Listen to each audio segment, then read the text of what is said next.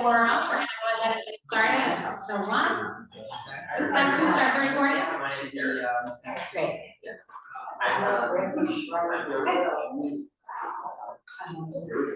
We don't have a flag in here. We do. Oh, we do? Well, just wait for it. Okay.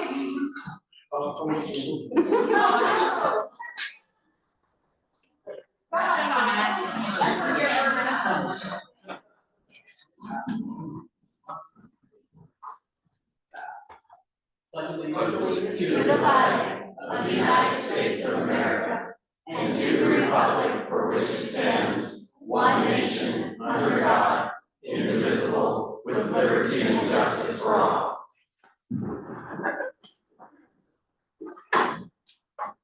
Okay, I'd like to make a note that Commissioner Chadwick is excused today. Commissioner Mutchler has let us know he'll be a little late, and same with Commissioner Wright. So I'm going to do my best to get here. I'm going to ask Stephanie, please call the roll. Amy Collins. Here. Liz Darrow. Here. Gerald Ellenboss. Present. Lindsey Graham Ellenboss. Here. Colton Caldwell. Here. Brad Kelly. Here. Maya Morales. Here. John Mutchler. Sorry. Hannah Ordos. Here. Joel Fitzjordan. Here. Andrew Redding. Here. Jessica Reedstra. Here. Rod Stuff. Here. Jennifer Wright. Who's delayed. Thank you. Are there any amendments to today's agenda?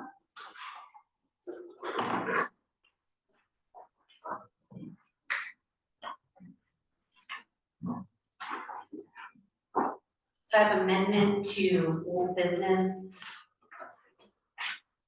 Yes. I'd like to amend the motion to move the discussion of amendment proposal 7 from today to April 24th to align with this body's unanimous vote placed on January 27th to place the item on a future agenda concurrent with or following discussion with county officials and staff involved in the budget process.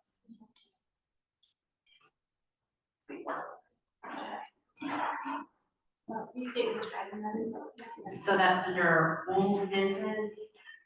Number 6, amendment proposal 7. It requires supermajority vote from the council to increase property taxes. A motion with a second.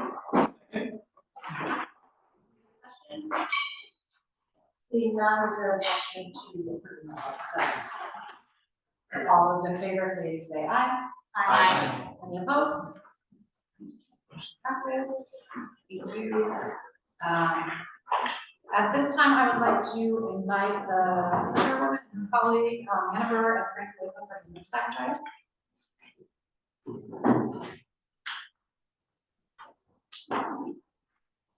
Good evening, everyone, committee and community members. I'm Anna Brewer, the vice chair of the Nooksack Indian Tribe, and this is my council secretary of the Nooksack Tribe, Tribal Council.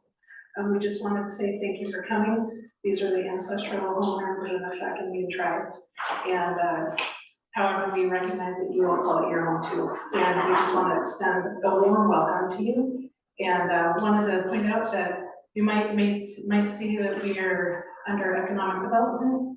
A lot of changes happening in Nooksack. Please keep an eye out and see how we're growing. We're really excited for our future.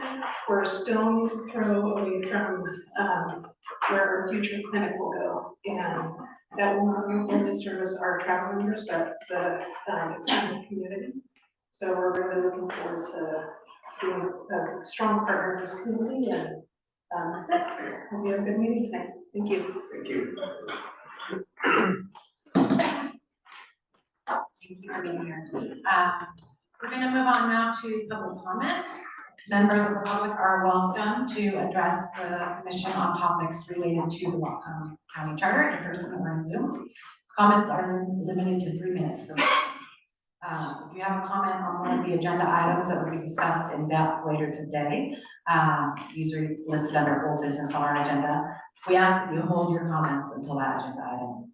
These include a resolution to the county council related to an independent legal review of violations of the charter code and proposed charter amendments to modify signature requirements for referendums and to modify signature requirements for charter review amendments from the public. So we'll start with general comments on topics that are not related to those items. Are there any in-person commenters signed up to speak? Direct Warden?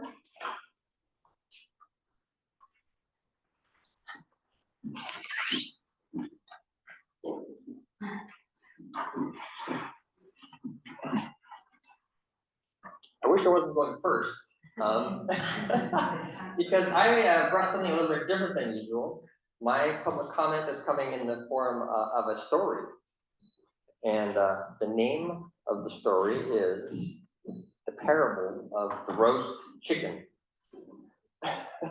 You may get a laugh out of it, but there is a serious message about county districts. So the story goes, there was a family who every night ate a roast chicken for dinner.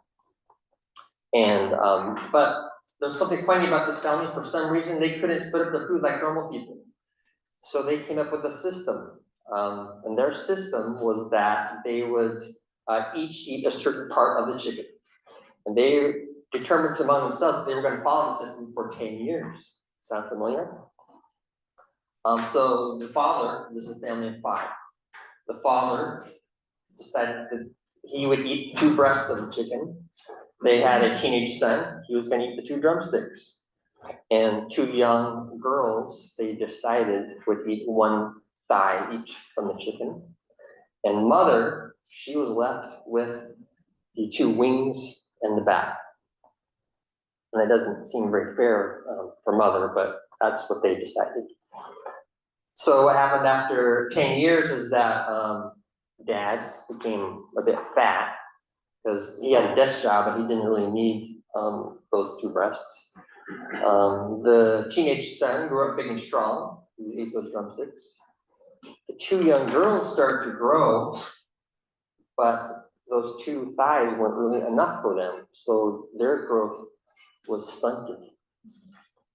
And mom, she was eating those backs and wings, which was not really very healthy for her. She ended up sickly and in bed by the end of those 10 years. So what I'm saying is, we carve up our county into districts in a way similar to the way this speaker family carved up their chicken. It's not a very good system, and it's not a very fair system. It always ends up being unfair for someone, especially over time as things change. Later in these meetings, some of the commissioners, I think, will be proposing a new type of fair proportional system, and I ask you all to consider that seriously when it comes up, and to really spend time to find out whether it is a more fair and representative system for all the county districts. Well done. Rosemary, stand back. Mine's kind of on a lot of different issues. Is that okay, or do y'all want to wait for each issue? Because I've got 3 or 4 parts. Can you get it done in 3 minutes? I think so. I wrote it out, so I hope I can. All right. Okay. I'll probably need this, but okay. Okay, on the change of number for the referendums that it's going up on, there is a bill down in the Olympia that is making changes. So y'all might want to wait till that bill happens to see if that's going to affect what you're trying to do. Because that, I don't know if it made it out of committee, but last I knew it was still going. Thank you, Mr. Redding, for emailing me back a response on your resolution, because I did watch that matter that you were discussing in that resolution quite, because I did deal in legal for years. And to me, a lot of this was just dealing with ethics. Since they could only settle a tort claim for up to $24,999 without going to counsel, and failed to do that, that was a big problem. And since it just happened to come out in I guess the news or wherever it happened to come out, that to me is very unethical and should be challenged with some ethics that's going on. And according to what you put in there, one of the county codes on Charter 690 that could be considered illegal contract possibly, so that would be maybe some bonds that even might need to come up on that. Okay, go with the next thing.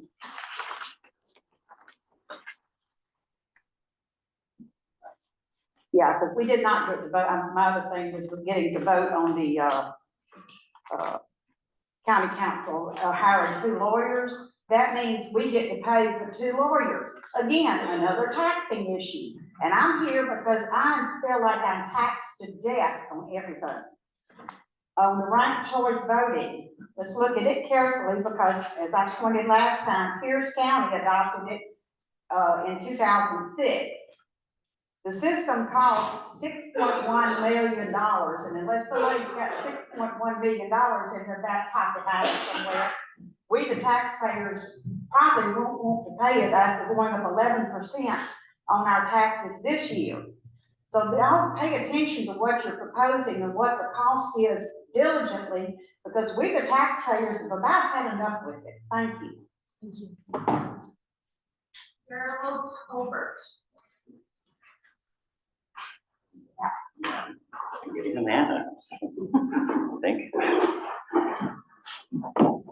Hi, my name is Gerald Colbert. I know a few people, the piano player, the piano tuner over there, and Joe and Hannah. I wanted to let you know I had sent some of the members that were running for the charter board my comments about Proposition 5. It's not here, I'm not here to discuss Proposition 5. Can you hear me okay? Yep. Proposition 5. I'm here to illustrate the importance of reviewing the county council to ensure that they are doing their job according to the charter. To me, and I told other people here, if you do have a charter, it needs to be respected by the county council. If they don't respect it, what are we here for? What are we creating a county charter if people don't listen to it and don't abide by it? So in other words, I've also added the fact that we need a parliamentarian. We need someone, like some of the parties have parliamentarians. We need a parliamentarian, we need to at least consider a parliamentarian, a nonpartisan person that can actually guide the county council in doing the job that they were selected by the people to do. I went to 2 meetings of the county council and they just looked at me. They didn't even respond to anything I was saying. It just seemed like it went in one ear and out the other. But if they do have a parliamentarian, I think they can be held responsible for the actions they do, and they'll be representing the people they truly represent. And I do feel that there needs to be someone there to make sure that the council follows their own charter, the one that they elected to have, and the one that we want. And we can talk about all these other issues that need to be talked about, but I think the basic rule of law needs to be attended to. Thank you. Oh, not very long. Shannon.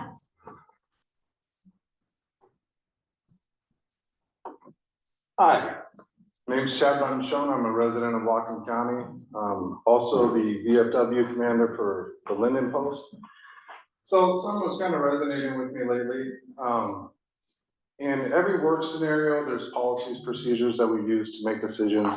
Even at the VFW, I have a certain standard that I have to work off of at all times. Mr. Redding, I noticed that you didn't stand for the Pledge of Allegiance. Good for you, right? We're all afforded that right under the Constitution. That kind of falls into my only question for all of you is you were sworn in to support and defend the Constitution, right? And you were, so I'm curious, and I know we can't engage with each other here, but I'm hoping that at some point tonight, each of you can articulate an article in the Constitution that resonates with you and how you apply that to your day-to-day processes within this group. And also when the last time that you read either the US or the Washington State Constitution was. Fair? Awesome. Thank you for your service. Seth Michael. Oh, I didn't, sorry. No problem. No. Ellen McCutcheon. Hello again. My name is Alan McConkey. I'm born and raised here in Whatcom County. Currently District 2, but before that, just down the road of Mount Baker Highway. Happy to have you all in Deming. And I am also the co-founder of Fair Vote Washington. We're a nonpartisan electoral reform group. I just want to talk in general about the section of the charter about the legislative branch. So fundamental to like what our democracy is, that we try to find representatives who represent us all and can really solve problems together and figure out solutions that benefit everyone. I'd like to read a quote from founding father John Adams from 1776, when they were trying to figure out what the legislative body should be for our very new country at the time. He writes about the legislative body, it should be in miniature an exact portrait of the people at large. It should think, feel, reason, and act like them. It should be an equal representation, or in other words, equal interest among the people should have equal interest in it, end quote. So that's a pretty good aspiration. It kind of gives us some guidelines for what we think success is, like what the council ought to look like. But how do we make that happen? That was a problem for the founders to figure out, even in 1776. Still a tough problem for us now. As I commented last time around, we've changed our method for electing the council so many times. Like, we're just not satisfied, clearly. People still don't feel represented. But we have the advantage that John Adams and the founders didn't have, is we have 200 years of experience looking at what works around the world, what has worked in the US in the past. And one system that didn't exist back then, they didn't know about, which probably would have satisfied all of Adams' requirements, is called proportional representation. So how would that work differently for our council? Right now, we're electing each seat individually in these head-to-head contests, which means that 49% of the people who voted for the loser feel like they have no voice. Proportional representation could work by grouping multiple seats together, having an election where perhaps the entire council or a group of seats at the same time were running all at once. And a candidate would only have to get a significant proportion, but not necessarily a majority, to earn one of those seats. So if we were electing 7 council members, really all you need to do is represent 1/7 of the county. That's really kind of makes perfect sense, doesn't it? But right now we're constantly redrawing the lines, trying to figure out how to make that happen. So under a proportional system, every voter feels like they've got someone who represents them. And any community of interest, whether it's geographic, whether it's issue-based, that represents 1/7 of the county, can earn a seat on the council.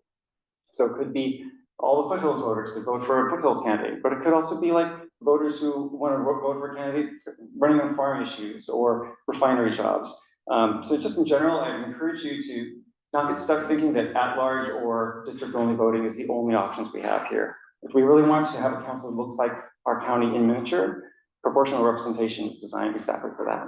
Thank you. So Madam Chair, those are all the speakers signed up. I know there's one person who has some mobility issues who'd like to speak. Okay. You know, I really, as a nurse who had to humble herself many years ago, 55 years as an RN, and to say I need help, I really want to thank you because that does mean a lot.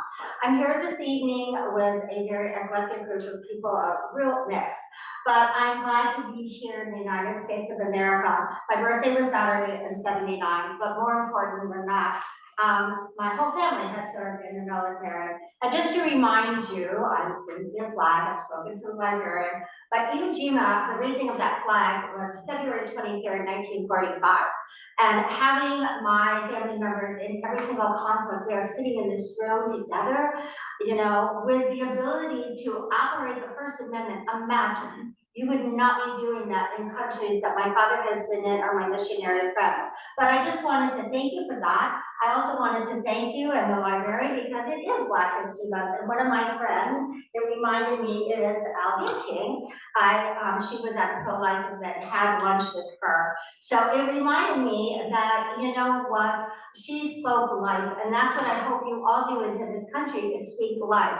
My pastor certainly did do. I lived 50 years in Connecticut, 55 in Connecticut, and I'm out here because right down the road here, something happens in this room tonight. My daughter, who's EMT paramedic captain, would be responding. And she'd be responding on her jacket with a flag, because she's serving her dad. Madeline also is a girl racer, but she's on the force now because they're volunteers out here. And so is my Elijah, and so is my son-in-law. So I'm proud of my family. I'm proud of my family in Idaho, all different colors and races. That said, I'm also saddened because of not only that I carry this flags are used in many different ways. I hope we can get one in this library. I carried, he was from Ferndale, my friend. I was a nurse manager at 3 long-term cares here. And this is my friend's son who died. And what did he drive a coffin with? Those folds mean so much. So I am proud to be here tonight to be able to speak freely. I am also, I'm very sad, but I'm sad for my people of Israel, because in this country, I am saddened that you do not understand fully, I would say, the history of Torah, the land given to my people Israel. And I will just say with this family and this young, he's on children's death yesterday. My friend is in Jerusalem now. And I want to say, we all shed tears. And we all have, I'm hoping you can get together and realizing that there's a sense of humanity in all of us. And especially down the road here, I stood across from this casino that was once here, only because I was so saddened that you would allow, instead of a place of incarceration, to keep people to get that are evil. You have a marijuana grow the size of the Jacobs Inn at the helicopter. Please consider in the Charter of Information what is good. I will leave this with you for a neighborhood and community. We all shed tears. We all need to be encouraged. So thank you for your encouragement, and I thank you for being here tonight. Oh, could you take this, please? Do we have anyone signed up to speak on Zoom? Great. Thank you.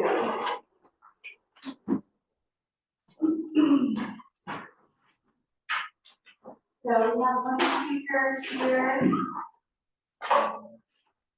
Kit Holman. You have 3 minutes. Thank you. Can you hear me? Can you hear me? Yes. Great. Hello, I'm Kit Muehlman. I'm from Bellingham. And first, I want to thank you, Charter Review Commissioners, for donating your time and your skills to Whatcom County. And I appreciate the efforts and dedication of each of you. So regarding Amendment Proposal 9 by Joe Ellenboss to eliminate the at-large county council districts, reducing the size of the council from 7 members to 5. So I can understand the frustration of having 2 county council seats elected by 1 block of voters, while the minority of voters don't get representation on those 2 seats. And I believe a similar frustration is for voters in individual districts when the largest block of voters in a district elects the representative, and the minority of voters in the district don't get representation on their county council seat. So all 7 of our county council members are elected in winner-take-all elections, where the majority in each area elects a council member, but the minority elects no one. Now, there's a significant Democratic minority in our rural districts, and the current method of electing 2 at-large seats helps give rural Democratic voters representation. And I'd be surprised to see the Democratic-leaning voters in Whatcom County willing to give up those at-large seats. So another way to approach this situation is to elect all 7 county council members in a way that we have Republicans, Democrats, and maybe even independents in proportion to their vote share across the county. Yes, it would be a challenge technically, but I think it's important for the commission to look at several ways to balance representation on the county council. Thanks so much. That's it. Okay. We'll now move on to the approval of the minutes from our February 13th meeting. Are there any questions or comments related to those minutes?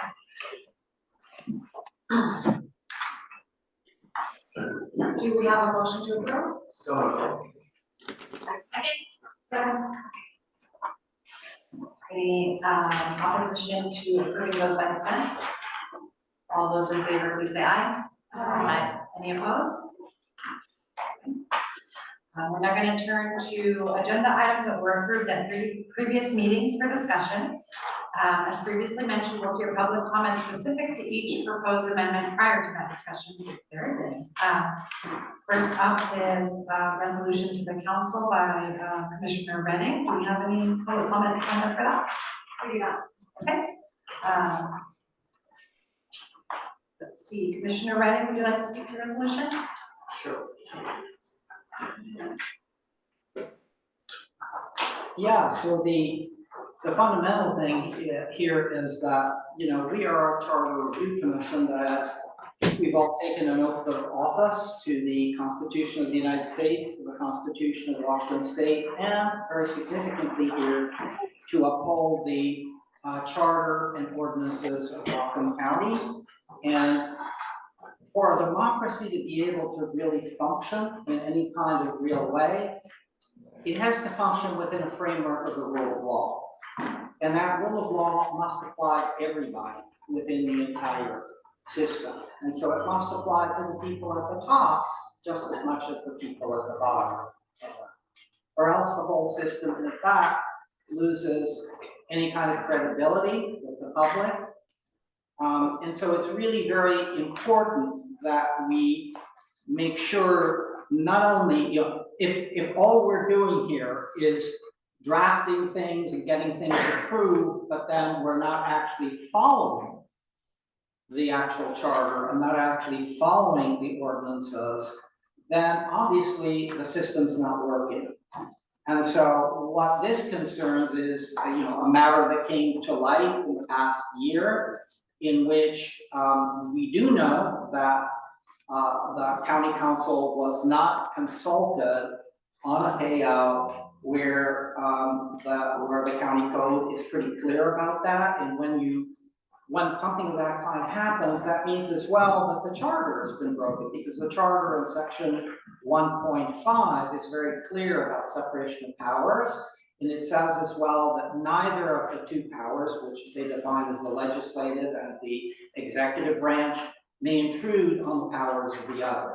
Okay, so if one branch goes and does something that is actually assigned by law to one of the branches, in violation of a commitment to take it to the other branch for approval, well, that breaks the charter. And then, you know, and then we have a situation there as well where the charter in section 2.1 says that the council has special investigative powers, including subpoena and so forth. And that's math. The whole purpose of that, having been put in the charter, is to make sure that when you have an instance such as what happened, the charter is going, the council is going to be able to do an effective investigation. What was not anticipated is that under our system, and this is a problem of state law, the prosecutor is the person who represents the executive at the same time as represents the legislative branch, at the same time as represents a whole bunch of others as well, everything in the county. And when that works, it can work well. You know, if it's different deputy prosecutors who are being assigned to different branches and making sure that they have full independence in their work there. But when you have a situation in which the deputy prosecutor that was involved in the issue of controversy is then also assigned to be the deputy prosecutor for the council, you can well imagine that, of course, they're going to insist to the council that no law has been broken, and the council has no other counsel, has no other attorney, okay? So the difficulty with that becomes one that is central to any democracy. You can't be the judge in your own case. That's really central. And so what this aims to do, the bottom line at the end of all of this, is to ask the county council to go directly to the presiding officer of the Superior Court, as they're allowed to do under the RCW, to request the ability to hire an attorney for this purpose only, and that is legal under that. And so that is basically what we're asking, and there are other reasons for this too. It's very important that the public be informed at all times, right? That the public have full knowledge of what has happened. And when you have a controversy like this, the only way you're going to get it resolved is to submit it to an independent party for examination and judgment. And that calls for, again, a Superior Court judge. I don't see any other way around that. given our structure at this point, and that's the only way that's allowed under state law. So that's what it's asking for here, so that we'll get clarity from an independent, from an independent person, maybe a judge, as to what has happened here. And also that will help critically inform the, this charter review commission as to what further steps we need to take. It's very hard to know that without having a definitive resolution on with regard to all of these legalities. So that's the purpose of this.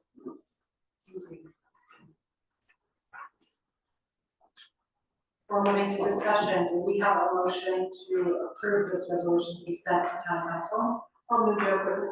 Is there a second? A second. Any discussion?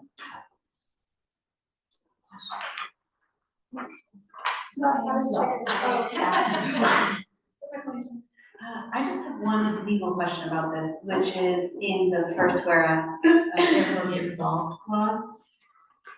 It seems, I've just sort of broken that into two sort of potential actions, so it's sort of urging council to address the separation of powers issued, the separation of powers envisioned, and the first one is, possibly hiring a fully independent legal counsel, and the second one seems to be pursuing judicial resolution.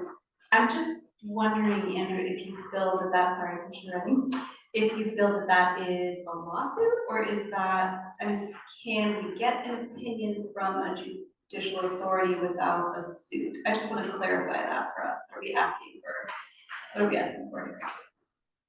So actually, all that we're asking for here, this is what would happen under the scenario that the county council would meet upon receipt of this to consider this and would have a resolution of their own to authorize the council president, who is at this point Kaylee Galloway, to be able to go to the presiding officer of the Superior Court in order to, under that RCW that is cited here, be able to hire an attorney for that one and only purpose. And then that attorney would in turn be able to do an investigation with the council. And remember, the council has the authority under the charter in section 2.1 of the charter. So it would be finally able to do its investigative work there with the assistance of an independent counsel who is not tied to the events that happened. So that would be one part of it, to be able to actually exercise their power of investigation. And the other part of it would be, if advisable, it may be that could handle it right there, but it also leaves open the possibility that attorney could, again, if the council deems it advisable, go back to the Superior Court judge with seeking a decision on that as to whether the law was violated in those regards. So I don't know that would be a lawsuit. Maybe it would, maybe it wouldn't. I'm not an attorney, so I'm not going to pretend to be one in that regard. But all it's doing basically is inviting the council to get its own attorney that can advise them much better than I can. Okay, in terms of, it's not my job, it's not our job to do that. It would just give them the ability to go ahead and fulfill their powers under section 2.1 of the charter, and be able to move forward with that. Thank you. Commissioner Almas.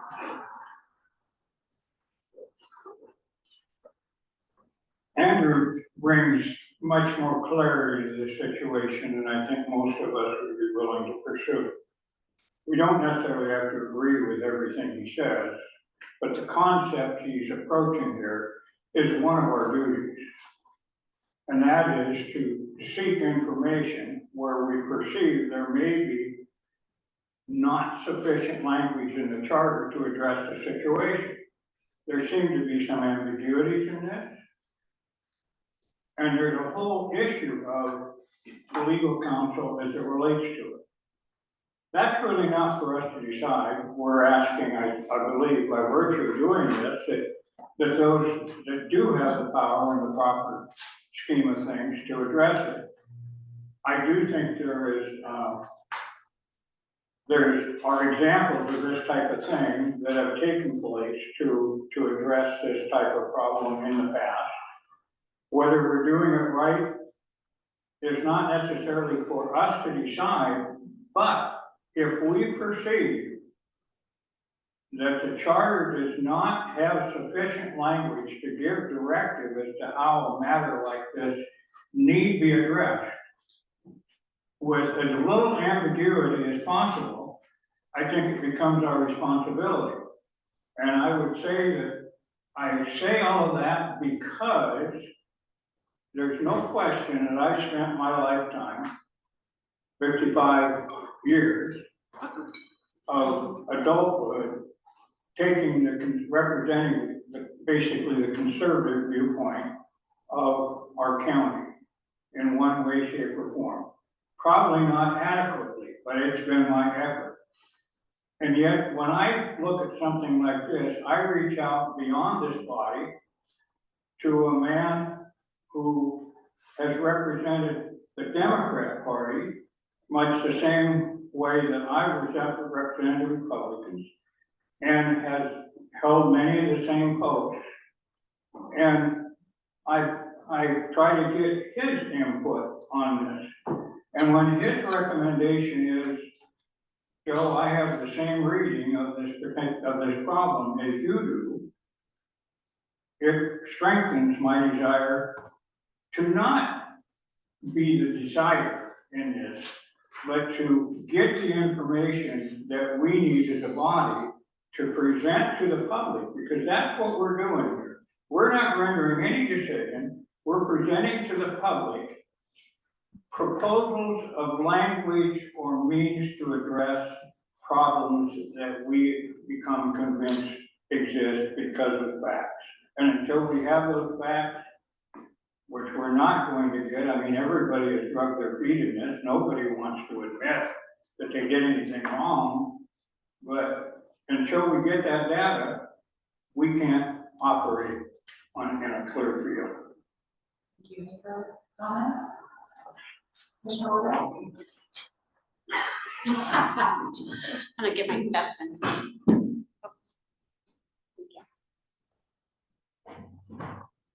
So I appreciate that, Commissioner Helmboss, because I support the premise of this. And I think the initial resolution that was presented, I think 2 meetings ago, has changed dramatically and more information has come along even as early as this afternoon. So there are some things that have been submitted to support your resolution that I haven't had the opportunity to read thoroughly because I'm just seeing them now. So I think the things that, when I was looking through your resolution prior to the one that I received this evening, the things in there that I thought made it long and more cumbersome as a read, because it's 3 pages of whereas statements, was the things that were specific to the incident that you're referencing. Whereas for me, the whereas statement that stated there was a $225,000 payment that perhaps didn't go through the correct course. To me, that's enough to want to call to question getting some more information regarding this. So I just wanted to speak back for you. I shared with you some things that I would like to strike out as whereases. I don't know if that could be done in a timely manner. I'm not sure if this is something that we would want to reconsider, and this is an introduction, and reconsider later on to have discussion so that we all have time to consume all the additional information that's come in just recently, but I just wanted to share that. But thank you for your efforts. I know you put a lot of time into this. Commissioner Scott? So 2 things. I think this is good. Andrew said he supports your rule of law, so that's shocking. So I'm all on board with that. Rosemary's made a comment about forcing us to hire another lawyer, but I think that may, if we just hired a lawyer for each individual, if a case arises, I think that would be money well spent, so we don't take out frivolous lawsuits without anybody knowing about it. I think we need to make sure that there's something to stop it from happening again. No, is this gonna do that? Is this the threat of an independent investigation gonna be enough to stop people from not letting the council know what's going on?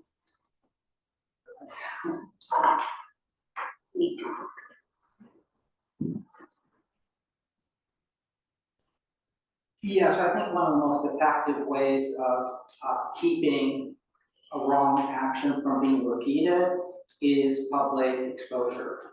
Where the public exposure is the way where everybody's clear on what happened. And I'm not interested in this. I'm not looking for anything punitive, anything of that sort. It's really about public information. The most important thing is for the public to be fully informed about what has happened. And politicians are very sensitive to public opinion, and they're very sensitive to what appears in the press about them. So, you know, you know the old adage about sunshine being the best disinfectant. So a lot of this is really just wanting to make sure that this gets fleshed out and that exposure is given to something that has not gotten exposure so far. The county council set up a investigatory committee that was tasked with doing HR only and nothing else. And so there's been very little in the way of focus on this, and certainly not from the standpoint of, you know, that the law may have been broken, and of actually looking into that, and not only the law, but the charter may have been broken, in one place, but in two key places. So I think it's very important that there be that kind of clarity, that kind of public exposure, which again is absolutely vital to the functioning of an effective democracy. You're like time on this item? Okay, you keep the mic, Andrew, my question's for you. Oh. I'll talk loud. Or maybe it's for Helen, I don't know. So we approve this tonight. There's no time frame outlined in this document, and we have about 4 months left in this process.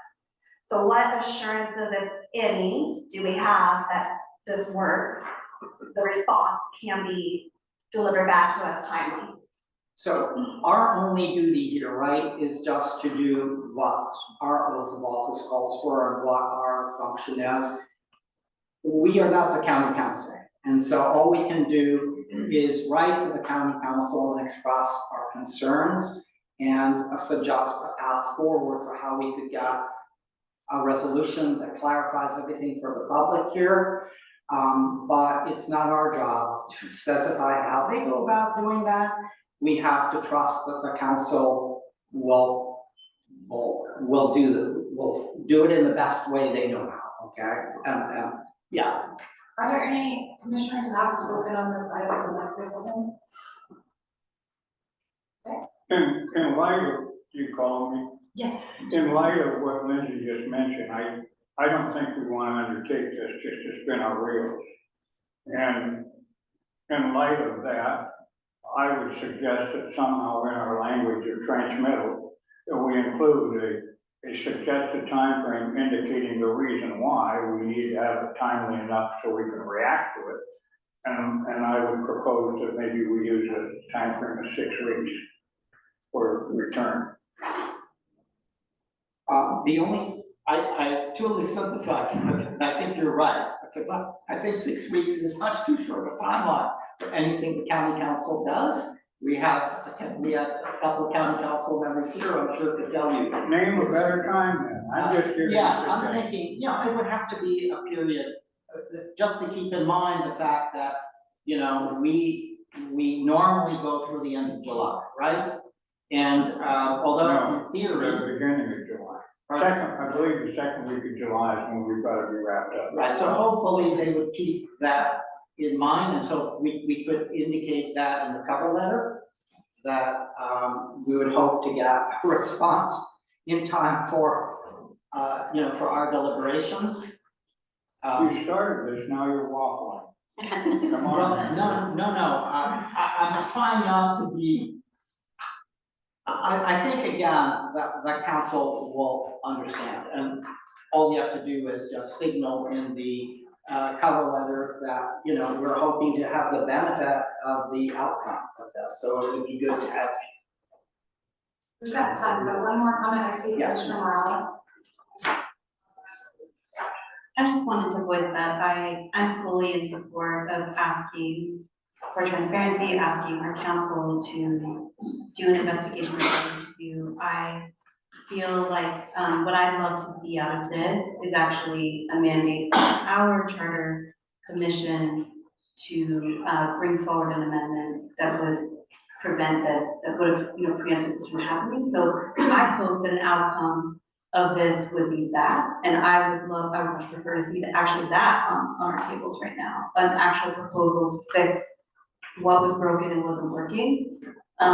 I understand a ton of work went into this, and I think it's important as well. But I do want to voice that I think we don't have to wait to solve the charter problem. I think we can go ahead and see a proposal to solve this problem. I'd like to see that. So I just wanted to put that out there. Thank you.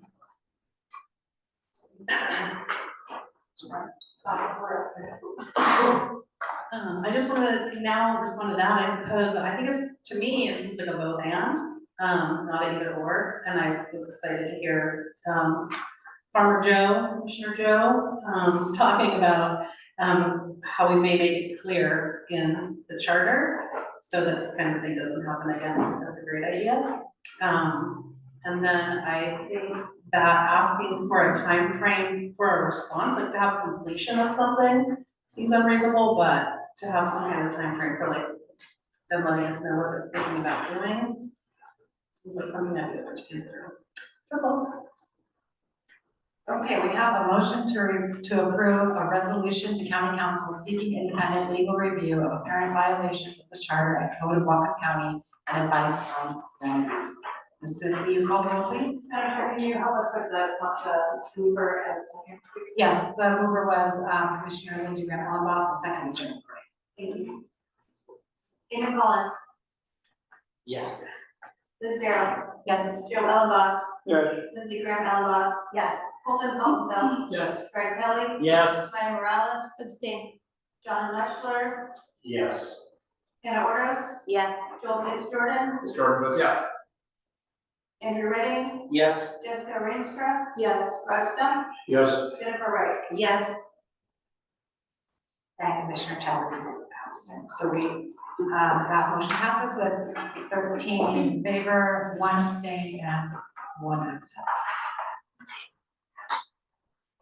Okay, moving on to old business part 2. We have 2 proposed amendments by Commissioner Redding to modify signature requirements for referendums and for charter review amendments from the public. Do we have anyone who is signed up for public comment on this issue? We do, John Westerfield, followed by Ashley. Sorry.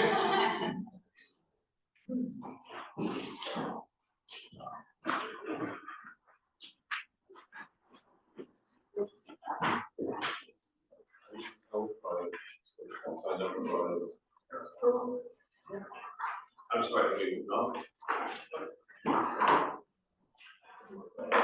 No, I did not sign up for amendment 7, I signed up for 12 and 13. We're on 12 and 13. Are we at 12 and 13? I'm sorry. Well, in a few minutes since I signed in, my opinion about this matter has changed, so I will, yield my time.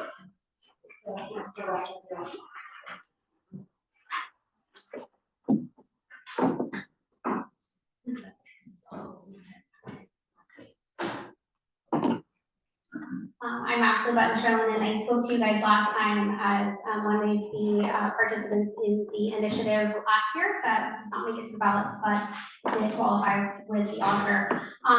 So I want to thank you tonight for trying to make it an ability for our voices to be heard as the voters, as board members of government. However, I fear that what you should be doing is protecting our right to have it on the ballot once we qualify, because this is where we've seen error. So I wanted to draw your attention again, we've been mentioned tonight, the state legislator is seeking to undermine the initiative process right now with their tactics. And so you can look that up with Senate Bill 5382. I would urge you as a commission here to write a resolution against this, because if you're looking to lower the threshold to hear our voice, this will make it harder. So something for you. Government's role isn't to shield us from ourselves, but to uphold our ability to shape our future. So as you're working on our county constitution, our charter, please look towards last year. We, in June, in just over 2 months, we submitted, where's my mic down for a sec?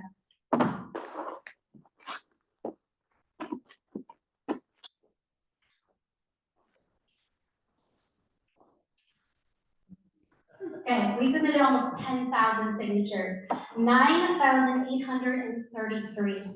Here they are. Could you imagine having 9,833 people in a room and ignoring them? I'm serious. That is insanity. But yet our county council, the majority of the county council sought out to make our voices silent by bringing it to a vote to spend upwards of $100,000 of taxpayer money to fight us after we qualified and followed every step.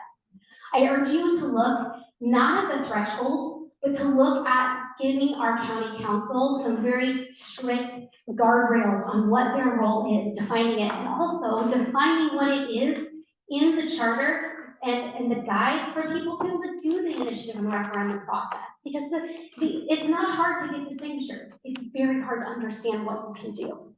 So really, that's where it needs to be. If you lower the threshold, we're going to start to see things come to the ballot that don't necessarily represent our community as a whole. It's going to be a majority in one area or another that brings who knows what to the table. So take this seriously, take it to heart, because this is a serious process. Could you imagine me bringing 15,000 votes to overthrow what we've done here tonight?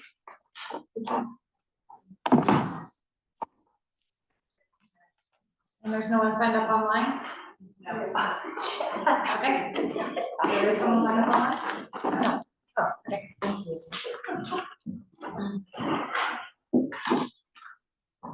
Okay, Commissioner Redding, would you like to speak to your amendments? Yeah.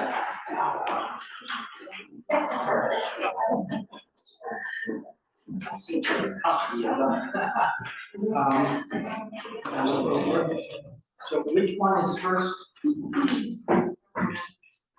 Is it the referendum? Yes. Pardon me? Yes. Okay, so I also provided you with an updated spreadsheet, and I listened to everything you said last time. We do have right now Ashley Wooten-Schoen's 9,833 submitted, it's right there. And I've done the same thing with previous ones, so you can see that. Now, in that case, that was an initiative. And we're not talking about, nobody's talking about lowering the amount for initiatives here, which is considerably lower than it is for referendum. And the only reason we're even talking about referendums and charter amendments here is because if you look at this, you will see that there's never been a charter amendment from the public in roughly half century that we have a charter here, and there hasn't been a referendum since 1992.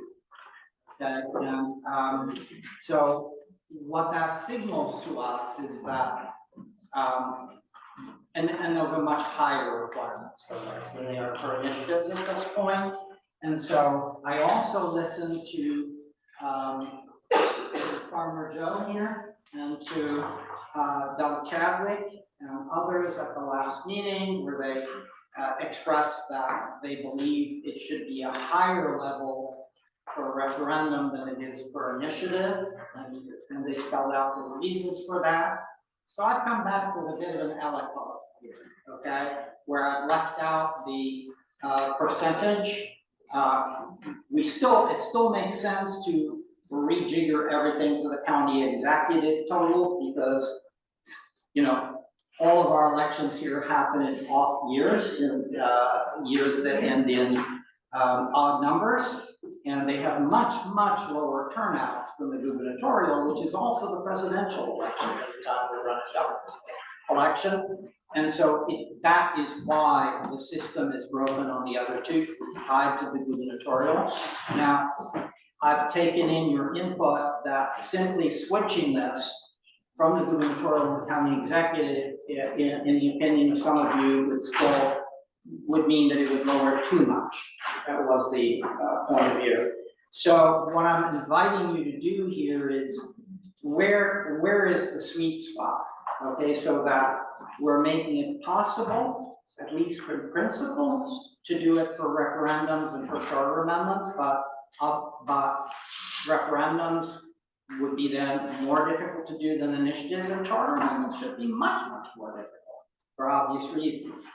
And in fact, that's why it's been historically set at 15% versus 8%, almost twice as much for a charter amendment as for an initiative.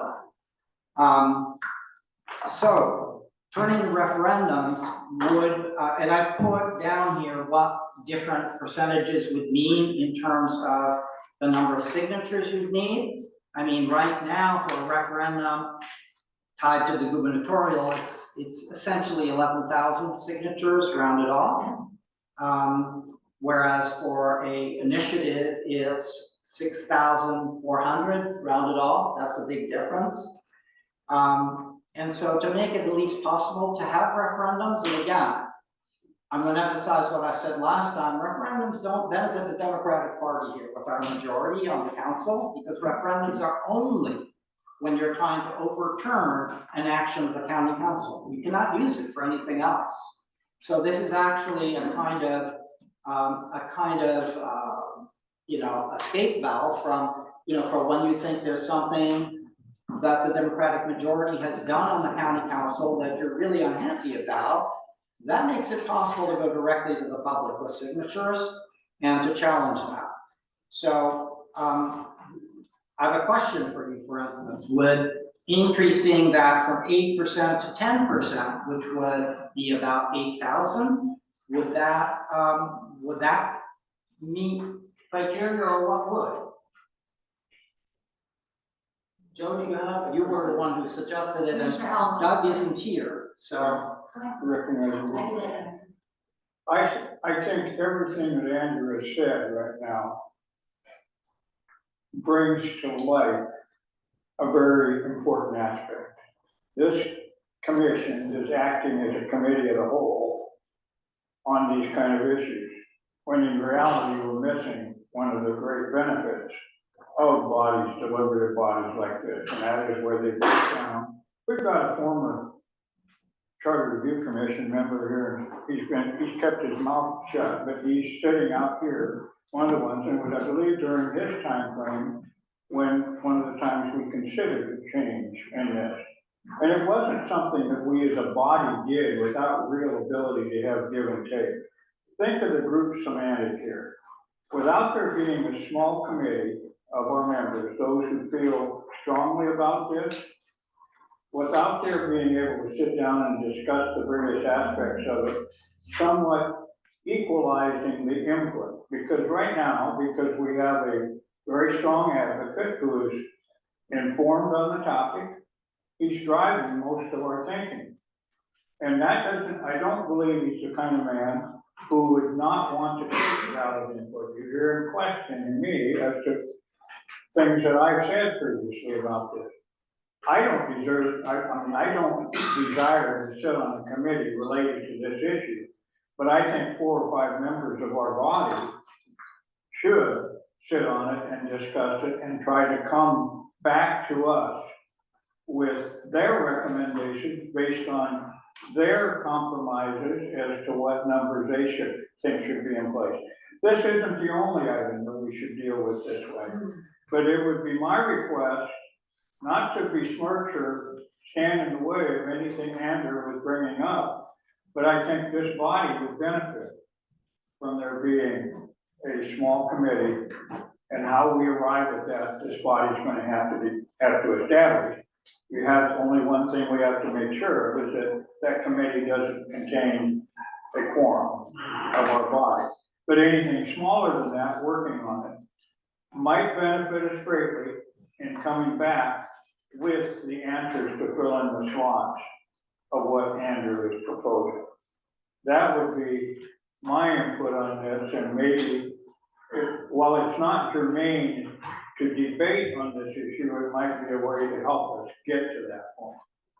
Thank you. Do you have a motion?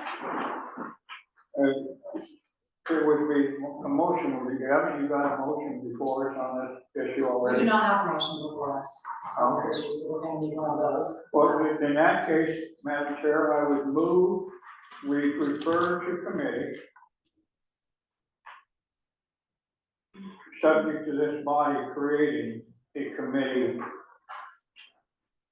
benchmark or means of handling it.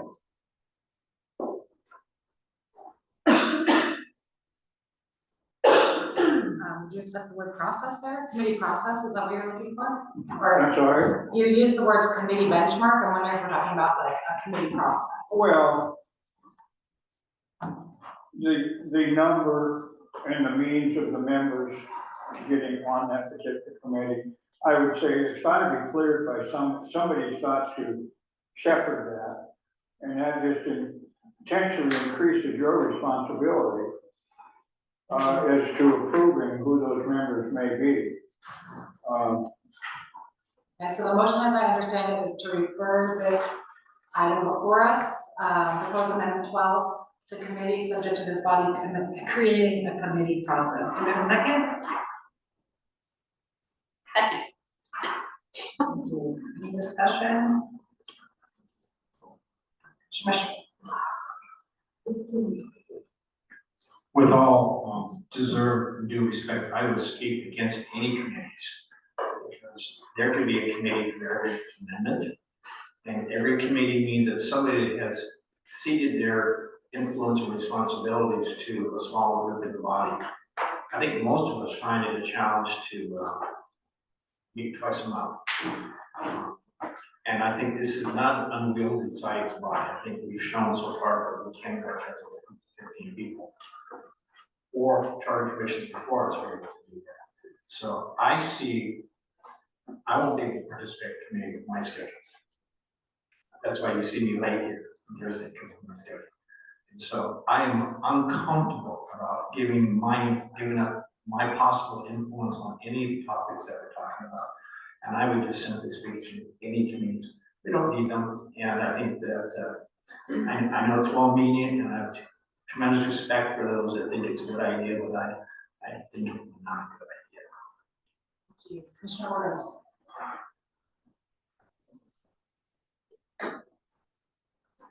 So I just want to add my perspective of what I think Commissioner Ellenboss was proposing is, so we have an example where this was up for introduction in our last meeting, and some of the drawbacks that were expressed were wanting to see this with different percentages to see how that panned out. And you brought back, it looks like you must have those percentages on your laptop. In our notes, I see the same set of numbers as we had on the last. So it's not giving me the opportunity to kind of play with the numbers because I don't have them all here to look at the different percentages unless I have an unrevised. But I think it's the same one. Am I getting that one correct? Okay.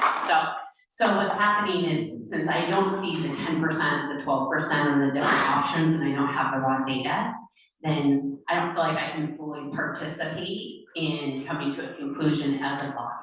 So the committee part, for me, I support those types of things because we can hash it out. I don't think of it as advocating our authority or influence by having a committee and fleshing out some of the back and forth before we get to the whole body.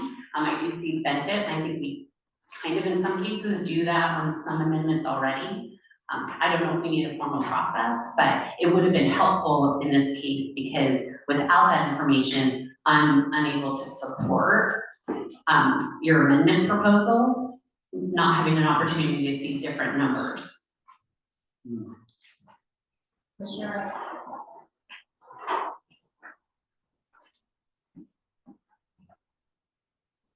I like what you mentioned about a middle path where people are working together in smaller teams, especially if those teams are across the aisle, because I think we do better when we listen to each other on things, and I know that on certain ideas, some of us are already definitely doing that.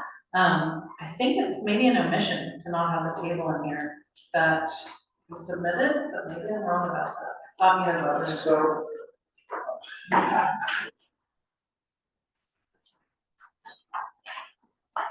So, it actually was submitted and it has been submitted to all of you electronically, and as I understand it, right, Kristen, but has not been on paper, is that correct? Not sure which one We're talking now about the, and it's, and honestly, it's my fault because I submitted it to you today, okay, so there wasn't time to do Yeah, I this. would have emailed around. Yeah, so it was emailed, but not in the packet, and so you have it online in the system, but not on a piece of paper, unfortunately. Pardon? I can do that if you think that's okay. I have all the calculations here and I can tell you what those numbers are. You know, for instance, for 8%, it's 6,392. For 9%, it's 7,191. For 10%, it's 7,990. For 11%, 11% is 8,789. 12% is 9,588. I'm only going to do that now because we're talking about the referendum. And if we go above that, we're actually going to make it more difficult to, and that's not the whole point here, right? So I wouldn't support it for making it more difficult to do a referendum when we haven't had one in 33 years now. So the whole idea here is to make it at least accessible to the public, right? And so right now for a referendum, it's at the amount that's required is at 10,916. If we went to say 10%, it would be 7,990. 11%, 8,789. I think, you know, 10% would be sort of in the middle. So let me try making a motion and see where it goes. We have a motion, I'm sorry. Oh, I'm sorry. Oh, I'm sorry. We did have. My apologies. Oh, you did second. Yeah, so we need to clean up that one first. And I Yeah. see, Commissioner Mitchell has already spoken to this. Is that, Commissioner Morales, go ahead.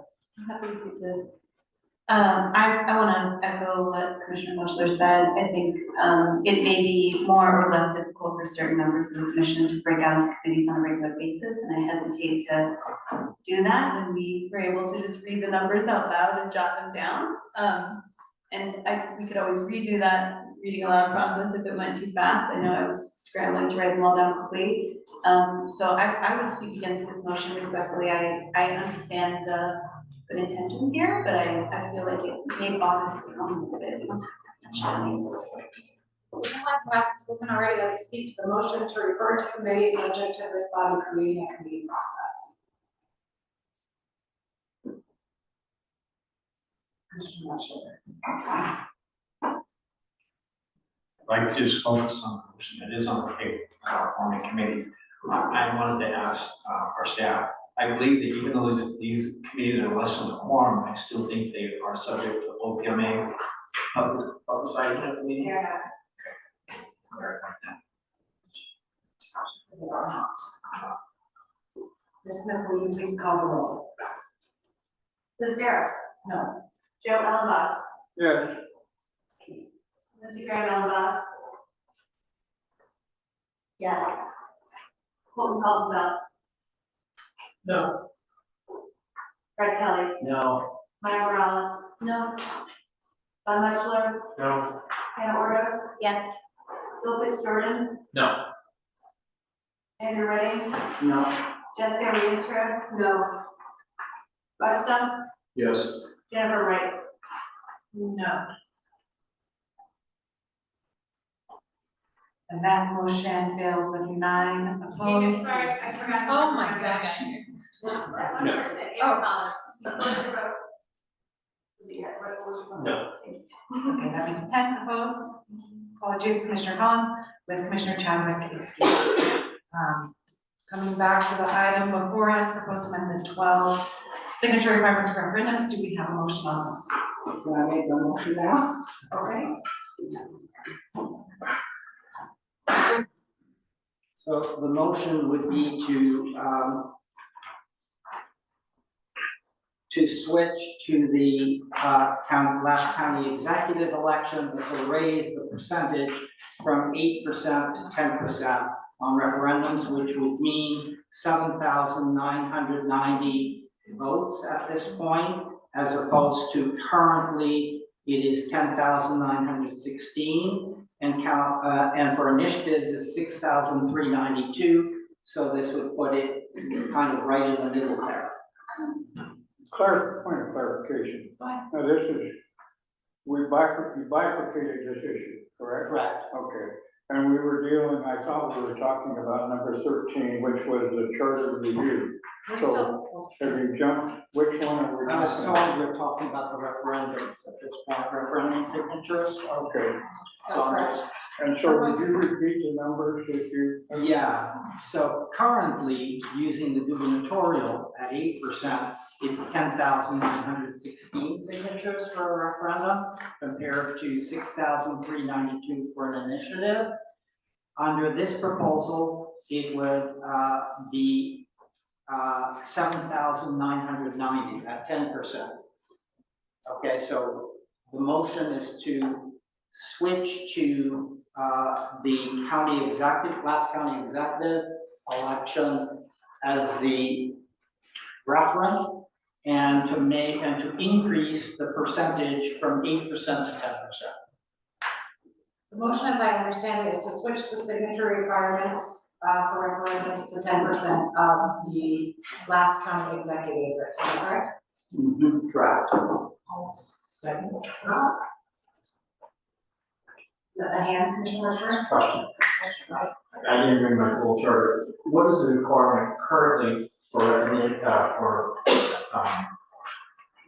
initiatives? Okay, for initiatives, it's 8% of the county executive race, and that number is 6,392. And may I ask the commissioner why we would not keep them both at 8%? Why is it hard for a referendum? Well, my original proposal was to do what you're suggesting, but I was recognizing that Doug Chadwick and Joe Ellenbaugh suggested that they believe it should be at a level higher for a referendum than it was for initiative.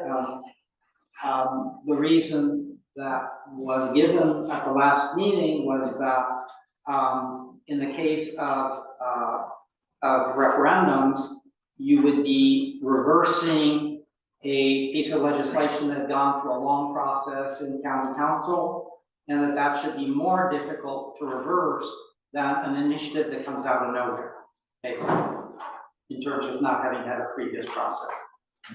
So that was the argument, and I'm just trying to find a way to accommodate. My own preference would be to go to 8%, make it the same, because it has always been the same in the past. But I'm recognizing that others may have a different point of view, and I respect that. And I'm just trying to get it into some territory where it's at least not impossible. Thank you. We're nearing time on this issue. Would any other commissioners like to speak? Ms. Smith, will you please call the roll? Joe Ellenbaugh. Oh, I'm sorry. Commissioner Orders, can you repeat what yes, the motion is? Thank you. The motion is to change the signature requirements for referendums to 10% of the last county executive election. Okay. Oh, and I have a request in my ear to know the number again. So 10% at this point would be 7,998. Of course, every election is different, so that number could change. But for this last election, that's the Commissioner. So is this an amendment on top of? Apologies for the confusion. We're looking at proposed amendment 12, signature requirements for referendums. In the packet, Commissioner Redding has left a blank there, but following discussion has proposed that, we put 10% in there, so is that? So are we voting on the actual amendment itself? Yes, we are. Commissioners. Are we ready to call roll for the discussion? It's, if you have something to add, please go ahead. Okay, so I appreciate putting forth the 10%, so that we can get it on the table and kind of get a litmus test of where we're all at. I do think that it's still like about a 30% reduction of what we have today, which testimony has been provided that the threshold that we're at today is sufficient. But if we're wanting to move it from a gubernatorial to an executive, I don't think that 10% meets the appropriate threshold to keep it where it needs to be, which needs to be a higher standard than just above initiative by 1,000 or 1,500 votes.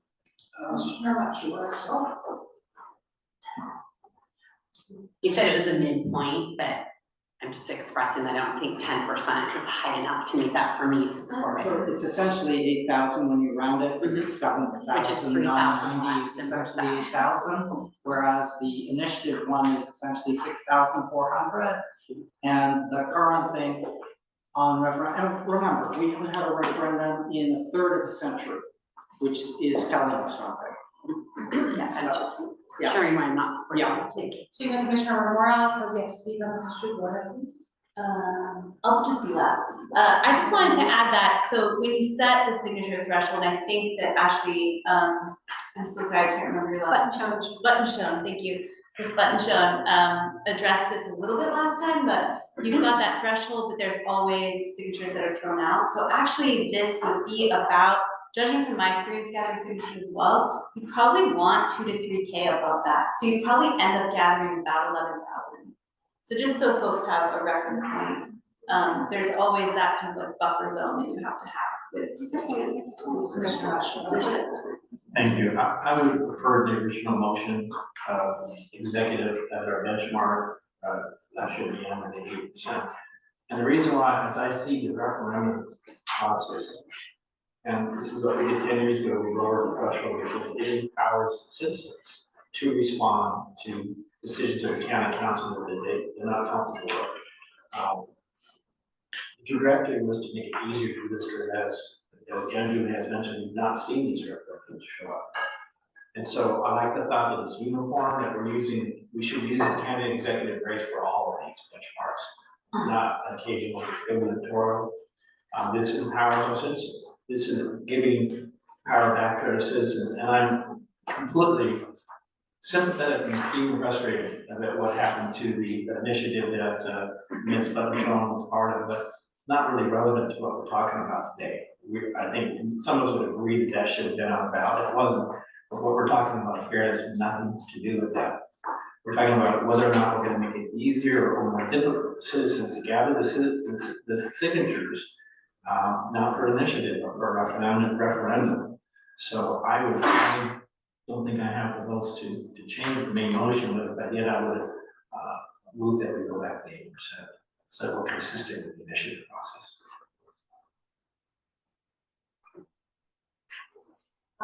Ms. Buttonshone and I come at this from very opposite viewpoints, and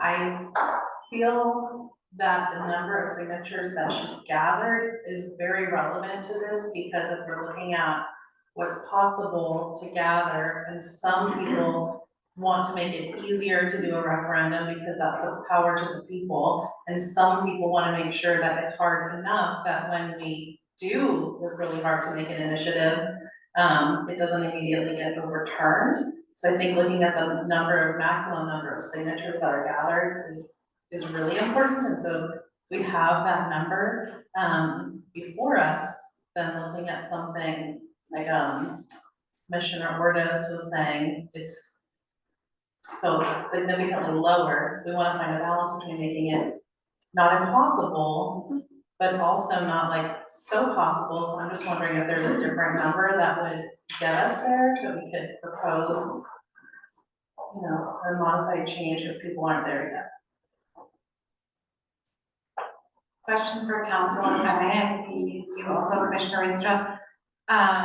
Being sympathetic to what Ms. Butchon brought up, I agree that the language in this thing, is pretty confusing.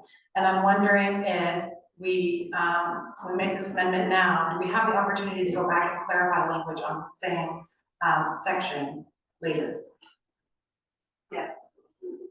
So we threw a motion to alter something previously adopted, or something previously adopted, bring back all the language on the proposal, put it out there. Thank you. We are just about the time I recognize, petitioner. Thank you, Chair. I'll be brief. I will be supporting this. I would prefer to see it at 8%. The referendum and initiative percentages have always been the same until I think 4 years ago. And I believe having the referendum higher disenfranchises the voice of folks who are putting together a referendum. And people did not give that power away. It just happened by lowering the initiative, which I appreciate.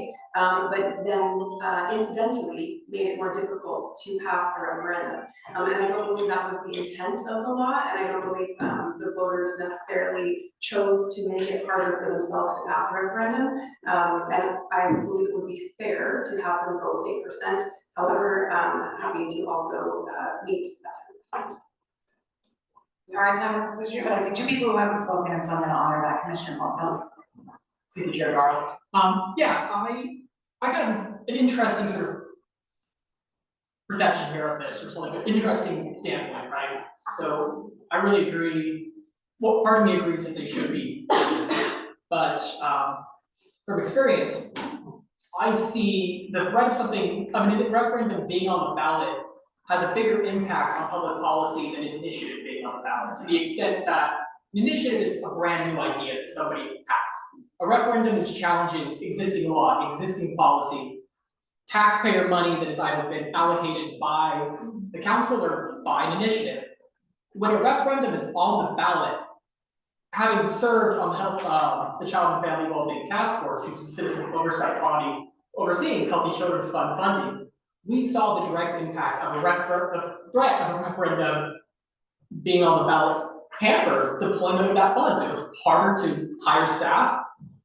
There was second guesses about whether we should move forward with things based on the idea of this referendum being on the ballot. And so there is, right? There is an outsized impact on a referendum being on a ballot and maybe slowing down public policy in a way that an initiative doesn't. So while I like the idea in theory of them being equal, there isn't equal impact to county function, and that is something to consider. And that's why I'm in favor of something in the 10% range. I do think it should be a little higher, just because there's a bear risk there. So that's, an idea that's kind of running through my head as we're debating this. Thank you, Commissioner Stone. So I just, it doesn't make sense to me that lowering the initiative did anything to the referendum number. It didn't make it harder, it didn't do anything to it. It didn't change, right? It stayed the same.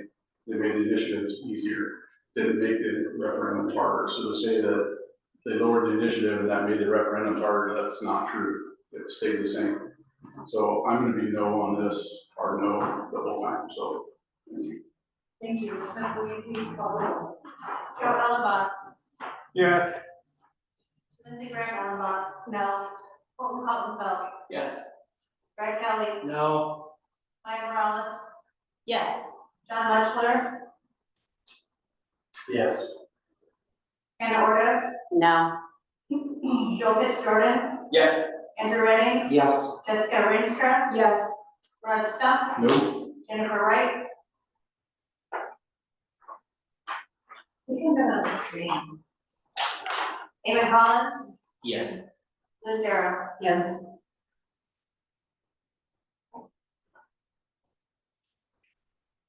And as we need 10 out of 15 to get that amendment, we've got 9 yes, we've got 4 no, we've got 1 excused and 1 abstained.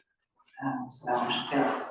We'll move on now to. What was the vote count? It was 9 yes, 4 no. Hold on, that doesn't add up, does it? It does, okay, thank you for checking my math. 9 yes, 4 no, 1 excused and 1 abstention. Commissioner Redding has a question? Is it possible to try another number? In other words, to try the 8%? Do you have a motion? Motion to do the 8%. All right. I was wondering if it should be a little higher to make more people wanna vote for it, like 11%, something that keeps the number, much lower than the 10,000, but isn't further lowering it from what was proposed before. Because 10% brings it down to like 7,000 something, right? It's almost 8, so. Now, the reason I had come up with the 10% is because if you look at the maximum number of validated signatures ever there is 8,061, and this would make it 7,990, which is effectively 8,000, so it would in effect make it a number that is similar to the highest that has ever been achieved for a referendum. Okay, so that's why I came up with that number. We are done on this issue. Do you have a motion? Pardon me? 9? Would that make a difference to you with your abstention? What would it be if it was 11? What would be the number? Exactly. It would go out. It would be 8,789. Beyond anything that's ever. Okay. We voted on this. Okay, let's move on. Okay, we are now, thank you, we are now moving on to proposed amendment 13, signature requirements for charter amendments from the public. Commissioner Redding, would you like to speak to your amendment? Okay, same problem here, except that here we've never had one from the public. And currently it's at 20,500 valid signatures required, essentially, with the 25% extra that the auditor says you need to have to generally be assured of getting back. That's roughly 25,000 signatures collected. And the maximum number of signatures that have ever been collected and turned in here was a little over 13,000, a little over half that amount. Yes? What about 0.5%, like in between? Hold on. We're done. Can We're I done with change that my, discussion. can I change my vote then? Because I don't want to. No. You can't change your vote? You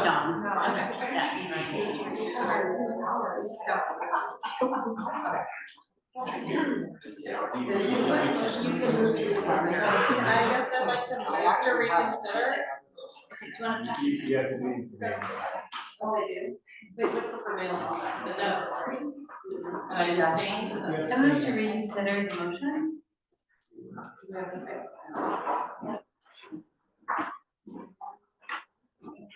We have a second. Second. Lisa, will you please call roll?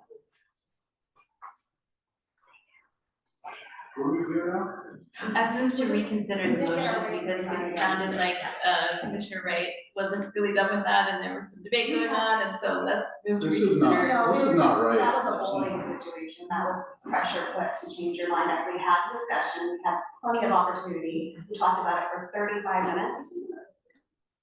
This is out of order. Well, I guess You it's guys are out of discussion on order. the motion. We have that. Yeah, I motion, we have a second, so if you have discussion, you can discuss. We're gonna give this item 5 minutes, we're over time, so, were you finished? No further discussion, we have a motion to reconsider. Oh, Damon's just had his hand up. Yeah, just a point of clarification, is a motion to reconsider, I'm sorry, it's not a point of clarification, so what, parliamentary inquiries? I want to know okay, but it has to be made by prevailing side, no. Prevailing side is yes, but no. But if you just didn't get to that, so you just need a roll. Okay. Yeah. Commissioner, Okay. I don't need the mic, so I wanna say the quiet part out loud right here, is Commissioner Wright was well within her right to abstain. And the pressure that came from her colleagues put her in a position to where she wanted to reconsider her vote. And I think that unfortunately, I mean, it did, I feel like if I was Commissioner Wright right now, I would have felt like the pressure from people who I would need to vote with me on amendments kind of forcing me to rethink something that we put thought into already. So, I mean, we're gonna do what we're gonna do, but. I guess I would say, I don't feel like that was how I appreciate the, if I think about it, I don't think that's how I experienced it. I think I don't want it to fail in going forward with finding some kind of balance between making it easier than it is, but not so easy. So if it's essentially the same, I think I needed more time to process, and I thought we would talk about numbers a little longer before we voted, maybe have an opportunity to just vote on it, and so we don't. I just, a point of clarity, the reason I didn't motion to reconsider is because Commissioner Wright can't, because she voted no and there were less no votes, and so that's why I was gonna. Commissioner Almas. Yes, operating under Roberts, which we try to do, the fact that that particular vote failed does not keep it from coming up, being brought forward at any future time with the same or modified circumstances. It's merely that it did not get enough votes that time. And so for us to have friction about it, I mean, my wife tells me all the time that politics is a damn game with you guys. Well, if that's what it is, and that's the way it works, and if a person needs pressure to change their vote, so be it. That's our responsibility to provide that pressure. And God knows I get plenty of it. We are at time on this issue. We have a motion to reconsider motion. Commissioner Rushford, please.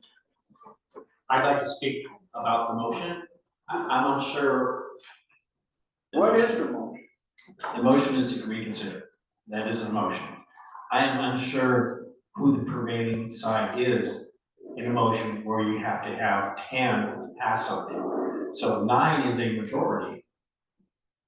4 is a minority. So who is the prevailing side? I honestly don't know who. Looking to Mr. Lombas, looking to staff. It's a unique situation. Prevailing side would be the minority of this situation, because that's the side whose result was actually. So the 3 or 4 that voted no, right? Yes. Thank you. That wanted to be clear. So is that where the motion came from? No. So we still don't have, we need somebody who voted no to make a reconsideration vote, I believe. And I abstain.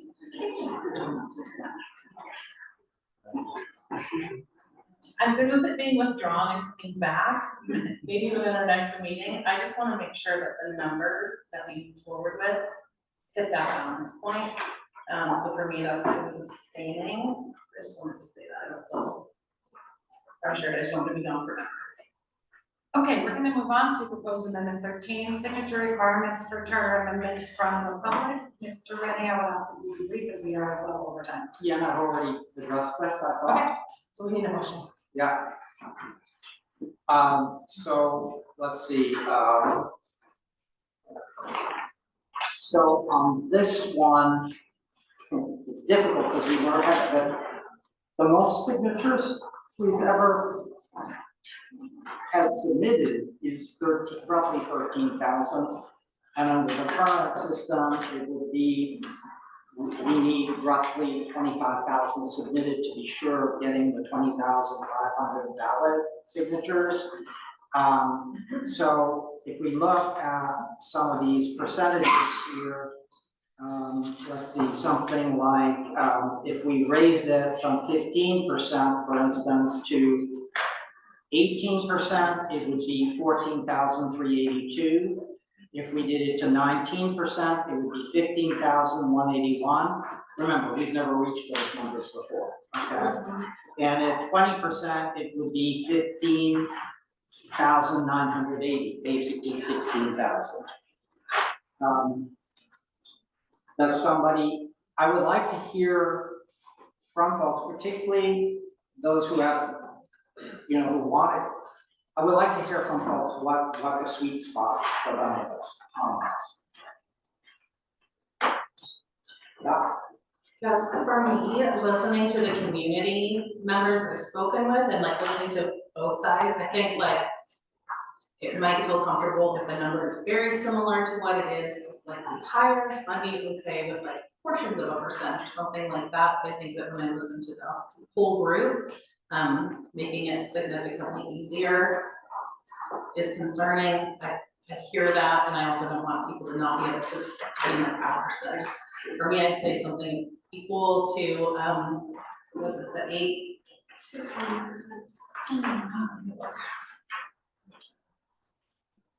So currently it's 10,000. No, No, it's 20,500 Okay. essentially. Oh, we're doing the charter amendment? Yes. Oh my gosh, okay, I'm so sorry, guys. I think we're okay, I think I'm fine. I don't know what to say. Okay, so we need a motion. Commissioner Warren. We're not for discussion yet, so I'm. Okay. Are we comments now? Oh, no, we need a motion. It's hard to know where to put a motion if I don't know where people's sweet spot If you is. make a motion and get seconded, then. Pardon me? If you could make a motion and it gets seconded, then we can discuss that. Okay, a motion to adopt is the idea, and with switching to the county executive as race as the referent. And do I have to give a percentage for the motion? It's your motion. I don't have to? Okay, so I'll hold off on that part of it for now, so that we can have discussion about where that should lie. That sounds okay. Well, Madam Chair, with that particular motion, a number, it ends up being created. And if we're not happy with that after the fact, we can certainly look at modifying that number. Okay, so. But so his motion for the single one would certainly be in order. Okay, that makes sense to me, please name your number. Okay, so I will name, let's see. You don't have to say a number. I don't have to say a number? No, you just move you're changing it to county exec, single issue. Okay, so that's what I'm doing. Okay. Yeah, for clarifying. Wait a second. Oh, wait a second, from Commissioner Ristra. Any discussion, let's please keep this brief. Okay, so the motion, as I understand it, is to adopt proposed amendment 13, signature requirements for charter amendments from the public, to change the requirement from the gubernatorial election to the county executive election. Now, point of clarification, I guess, if we leave it that way, then the number remains 15. Commissioner Orr, Trying to figure out where this is the time to ask this question because I can't access my email with your information. Can I request that he just plug a few numbers in to give us what the overall? Sure. Okay, so the last one we was 20, which left us at 15,000. roughly 4,500 less than what the standard is today. So can you plug in 25 for me? 25? 25%? Yeah, because I don't have the raw data, so I can't. Okay, essentially that would keep it right where it is now, which is what we're trying to get away from, 20,000. It's 19,975, so it'd be a little bit less. But I thought what we're trying to do originally was to make it consistent with the executive versus gubernatorial. So if we bring it down to the executive, as Commissioner Wright was indicating, that to keep it at or the same or maybe a little bit lower is reasonable. And so this brings it down about 800 votes. Yeah. But creates a consistency of the executive versus gubernatorial rate. So that's what I'm understanding, so 25%.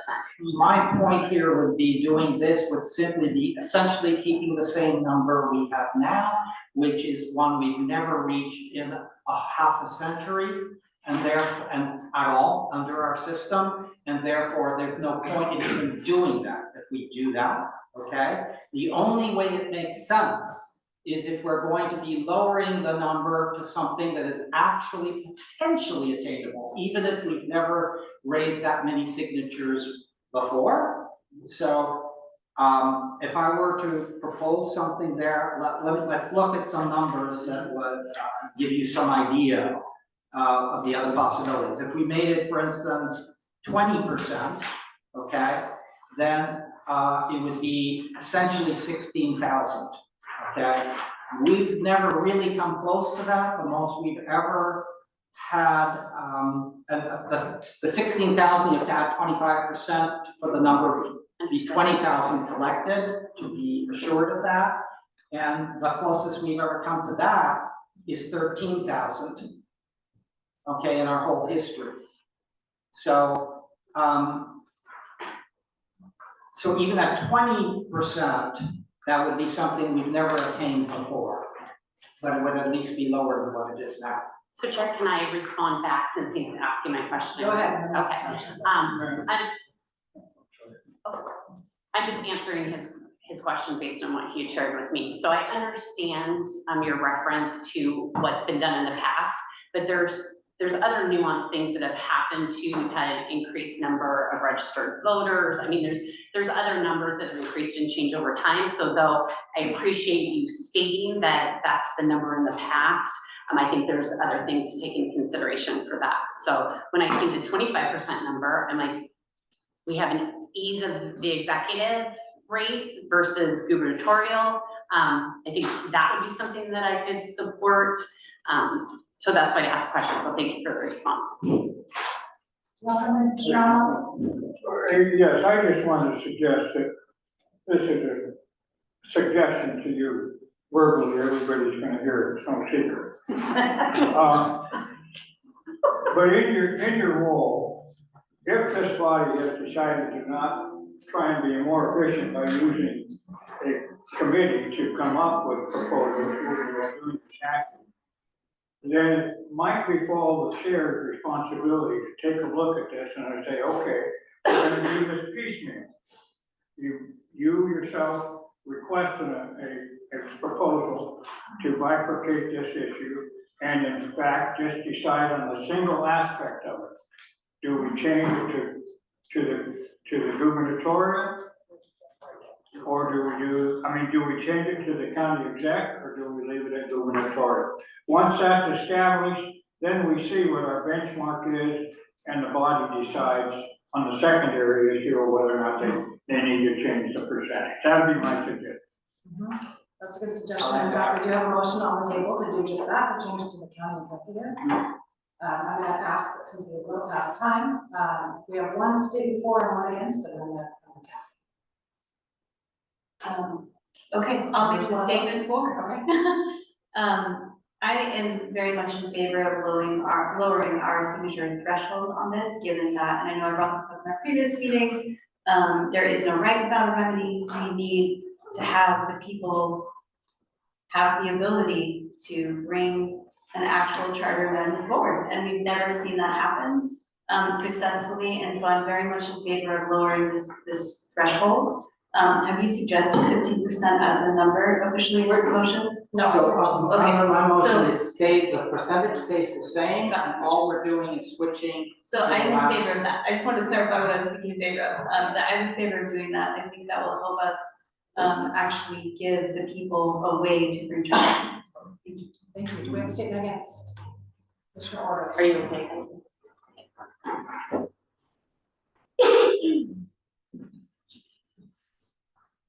So my statement against, so bifurcating, I understand Commissioner Alabas's perspective on that. But if we vote and we pass to move it, just do this piece of the electoral, I'm not comfortable with, or the executive race, I'm not comfortable with that, because if we go to a percentage and we don't agree and it defaults to the 15, then we have, as a body, have reduced the threshold of the charter amendments down to 11,986 votes. So my concern about doing this portion first or without a percentage means that the second part of this could fail, and now we've reduced it down to barely more than what the referendum. And I'm strongly against that. I think the charter amendments, it is our constitution of our county that we sit, and we have the privilege of sitting on this board every 10 years. Charter amendment changes should not be just barely more than a referendum change. I think that the weight of making a charter amendment change is so much greater that I would have agreed with being upwards of 20%, but just doing the piece of the executive race without that guarantee, that percentage would be higher. I can't support it. Thank you. Ms. Smith, will you please call the roll? We need to move on, I'm sorry. I don't know the quote today. I think the chair can set one for one against. Lindsey Graham, Ellen Ross. No. Colton Caldwell. Yes. Greg Kelly. No. Maya Morales. Yes. John Mutchler. Yes. Hannah Ordos. No. Joe Fitzgerald. Yes. Andrew Redding. Yes. Jessica Rinstra. Yes. Rod Stump. No. Jennifer Wright. Yes.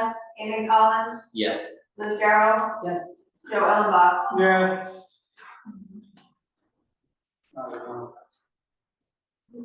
And that passes with 10 in favor, 4 opposed, and 1 excused. We're now going to take a shorter than planned break. Let's see. We'll come back here at 7:55. Well, I want to say thank you to Commissioner Kinstra and Health Belt for bringing refreshments. I just wanted to say thank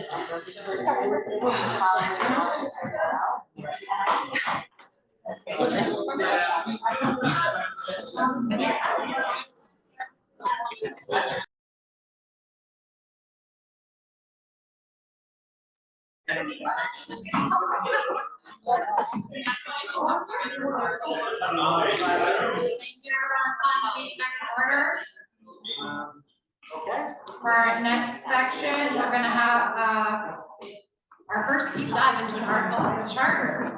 We're gonna be reviewing Article 2, the legislative branch. It has been asked that all commissioners become familiar with this article before this meeting. So the purpose of this is really for questions and issues that come up as you were reading it. We have invited county council members to speak for 5 minutes each at the beginning of this discussion. Many couldn't be here with us today.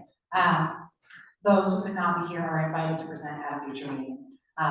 Here with us today, we have county council members John Scanlon and Mark Strumler. I'm going to invite Mr. Scanlon to begin.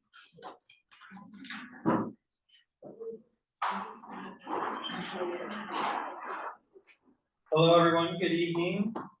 Thank you for having me, and thank you for the work that you're doing for our community. I know many of you, I haven't had a chance to meet some commissioner members, so if there are any questions you have for me in between meetings about the legislative branch of government or about my role, please reach out. I'd love to chat, to learn more about some of the questions you have. For me, when I think about this role, I love this job. This is just one of the most fascinating roles I've had in my career. And you know, I was a diplomat at one point negotiating with Russia and China.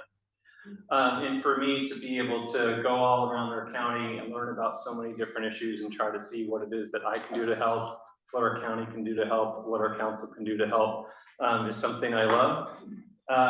You know, today I started out my day answering constituent response and emails and voicemails that I get about various issues all across the county. I spent half my day going to the county's climate summit. So the health department hosted a climate summit today, looking at things like floods, looking at drought, looking at coastal erosion, looking at the impact on our farms, the impact on our snowpack. We talked about adjudication. And we had folks from both tribes in the county. We had county government folks there. Several of our cities were there. The Port of Bellingham was there. We had state agencies. And we also had folks from our congressional delegation there as well. Then I went back, and because our council is part-time, I do other work. So I do consulting work. So I did some of my consulting work and then got back to learning from some other counties about some things I'm looking into, including some of the things you all discussed earlier this evening on Commissioner Redding's resolution. Some of these issues about legal counsel is something I've been looking into, including some of the other things that have been brought up in the past year about tort claims. That's something Councilmember Donovan and I have been working on, looking at the tort claim issues. Then I met with a constituent and had enough time to get a burger across the street at Grant's before coming in. So my days are busy, they're long, and there's a lot the council does. So when I was looking ahead to this year as a Charter Review Commission year, I thought, what's my top priority? And I think my top priority and what I would advocate for you to look at this year is to strengthen our legislative branch of government. We have an imbalance. There's an imbalance between the executive branch and legislative branch of our county government. You can look at it from staffing wise, funding for staff, and what the offices look like. A lot of our staff are here tonight. They're great. They do great work for us. And we also have a lot of folks in our council office staff who are doing other things. And this is the way things have been set up, where we have folks in our office who are doing a lot of work for the hearing examiner, doing work on the Board of Equalization. And that is good work because taxpayers in this county deserve to have a space where they can file their appeals on their assessments. And that does take away from some of the support that comes in for the council office. So that's something that is more of a budgetary issue for the council to deal with and for us to look at. But there are some imbalances between legislative branch and executive branch of government. So that would be my top priority that I would advocate for you all to look at this year. I've also been spending time and spent some additional time today looking at Article 2 for other charter counties, in particular those charter counties that are like ours, where they have a council and they have an elected official as the county executive. And there's some interesting things there. Most of them are pretty similar, but there are a few really interesting differences to look at. One is the auditing role and performance audits. And I met with our auditor last year to learn more from her about that role and what that looks like. And our auditor, Stacey Hunthorne, told me about how prior to the 2008 financial crisis, there was a performance audit role in that office, and it was cut because there were revenue issues, budget issues around that time, and that issue, that role was cut out. She also informed me that the person who was doing that work also felt like their work wasn't necessarily valued by the county. That work that they were doing, putting out performance audits, wasn't taken up by the council, wasn't taken up by residents to then influence policy. This is something I'm very much interested in. I think we should be having performance audits. As those of you know who track the budget process, who track our finance committee meetings pretty closely, we don't get a whole heck of a lot of metrics. We don't get a whole lot of reporting on county programs. And that makes it very challenging to conduct our role in the budget process and oversight of the executive branch. So I think performance audits can help. Some counties do it in different ways. Some put it under the auditor, and some have it in Article 2 and it's under the legislative branch. So that's something to look into. And I think the study, King, Pierce, and Snohomish counties and their charters do have items in their charter regarding performance audits and where that sits, and it sits in different places. The other item that's in Article 2 and in some other counties that are similar in their government structure to ours is the public advocate role or the ombuds role. And there are some similarities and differences between these roles, but they serve a very similar function. King County has an ombuds role. Actually, I think if you look in their charter, it says Office of Public Complaints is actually how it is in the charter, and it is becoming the ombuds role. In Snohomish County, it's the public advocate role. They do very similar work.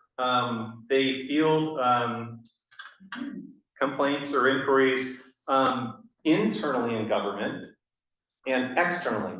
And internally in government, I think we've all seen, and some of the issues discussed earlier this evening about Commissioner Redding's proposed resolution This is something I've been hearing a lot about in the last year, that there are a lot of folks who, there's some distrust within our current county structure when it comes to filing internal complaints.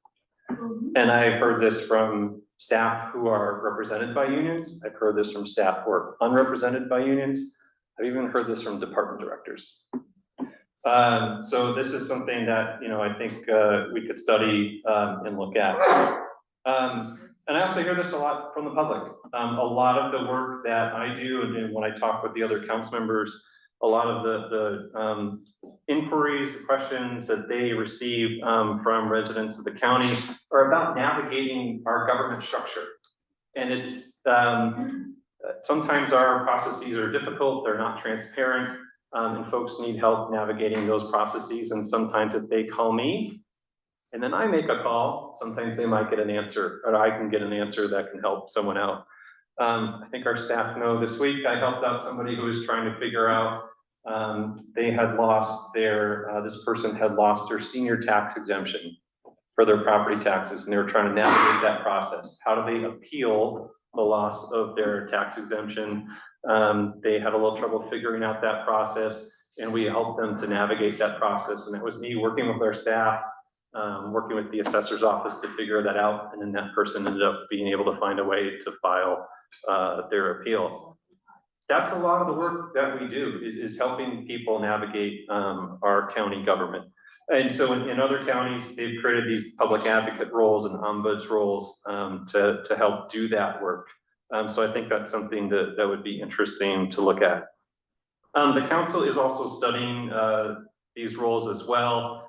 On Tuesday night at our council meeting, we approved a contract with a consulting firm who's studying human resource policies and practices in our county, looking at sexual harassment, looking at bullying, looking at whistleblower protection. And I made a motion last year to add to that study that they look at ombuds roles, public advocate roles, and the other idea I asked them to look at was our ethics commission.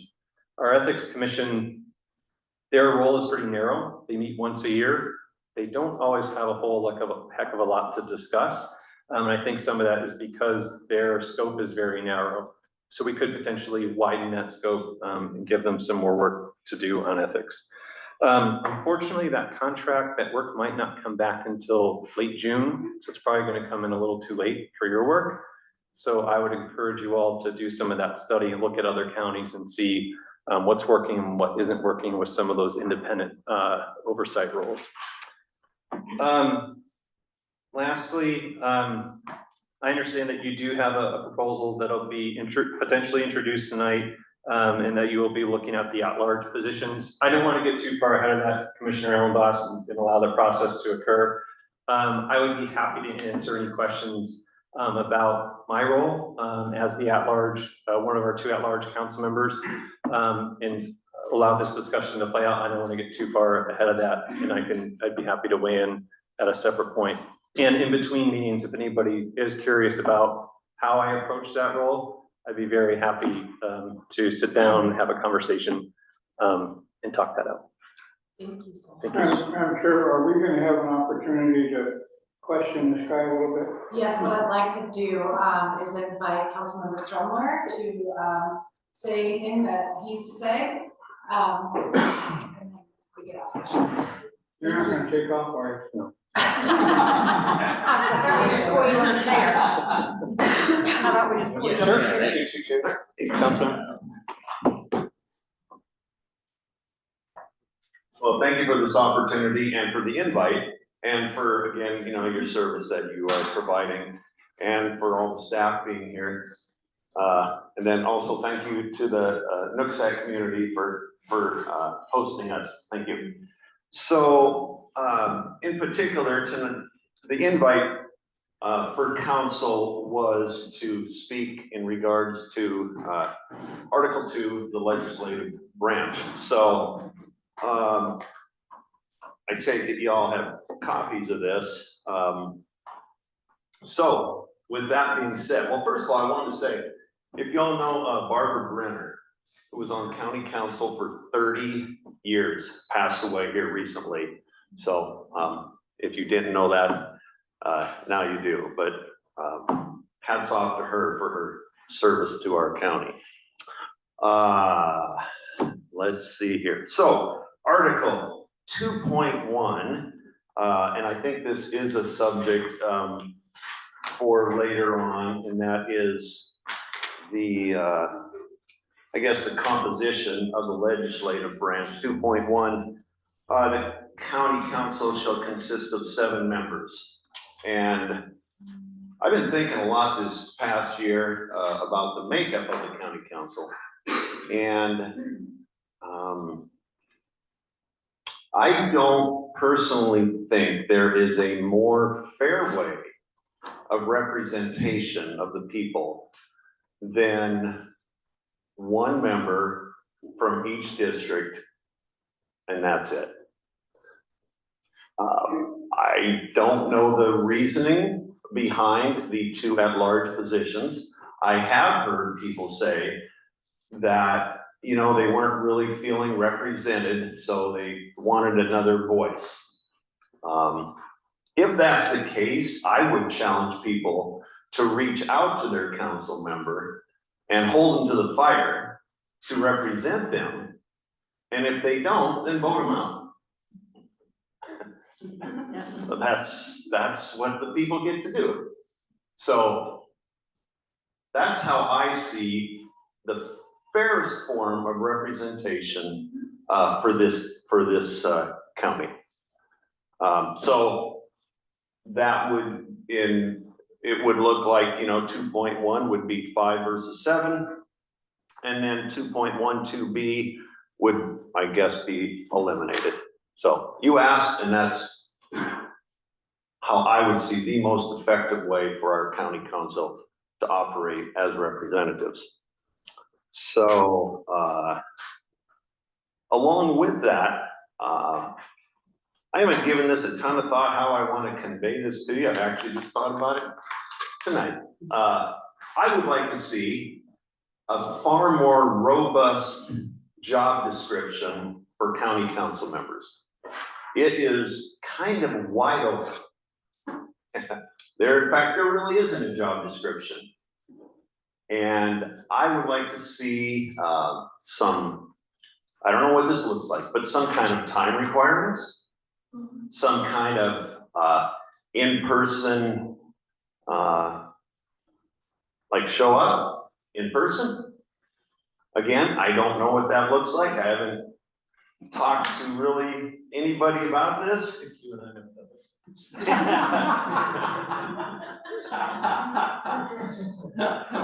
I could say so many things.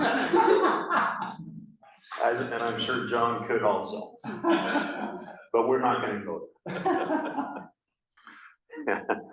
So anyway, that is, and I'm being dead serious about this. It's a position of making decisions that affect people's lives. And there should be a job description and some requirements around it. So there you go. The second thing, or I guess the third thing, is the 2.2, flip over a page here to powers, section 2.20 powers. And I'll tell you a little story so you know where I'm going with this. So I bring this section to your attention because of the actions taken by a majority of the county council recently. A group of citizens, as prescribed by this charter and under the guidance of the prosecutor attorney and the auditor, filed an initiative by the people. Far more signatures than needed were provided to the auditor and subsequently verified. At that point, a majority of the council stepped in to question the validity of that process, which is, as I stated previously, were prescribed by 2 elected officials and our charter. The majority of the county council voted to take legal action against those 2 elected officials and a private citizen. I believe it was an abuse of power and needs to be addressed. Now, someone might argue that section 2.21 would permit such action. But let's also refer to Article 5.1. And I'm gonna pull that up here a second. I'm gonna read the first line. The people of Whatcom County reserve to themselves the power to make certain proposals at their option and to enact or reject them at the polls, independent of the county council. Also, in Article 1.5, if I can get to that, and I'll read it. There shall be separation of powers into two branches of government, executive and legislative. Both branches are to dutifully fulfill their responsibilities and refrain from overextending their authority. I believe that happened. And I believe that needs to be addressed. So you can review, I guess, what I've said tonight, and consider that. So to me, standing in the way of the citizens of Whatcom County and their authority by anyone needs to be addressed in this charter review. I think we all know that the political persuasions can change in this county. So I think we need to think long-term and big picture here and not get stuck in our lane. So I would suggest wording referring to the county council, not interfering with initiatives by the people. Thank you. That's all I have. Thank you, Councilmember Sturmer. Okay, so I'm going to invite our commissioners to ask questions at this time. We have 15 minutes for this section. So please keep your comments 3 minutes or less. Recognizing Commissioner Collins and then Commissioner Williams. Commissioner Wright was prior to Oh, me. did you have your, I'm sorry, you're right next to me. Did Did you have your? outside your abilities, okay. Yeah, I was listening to, I'm sorry to interrupt you, but we did have a request to always use the microphone. There are some folks in this room who can't hear us very well. Thank you. Thank you.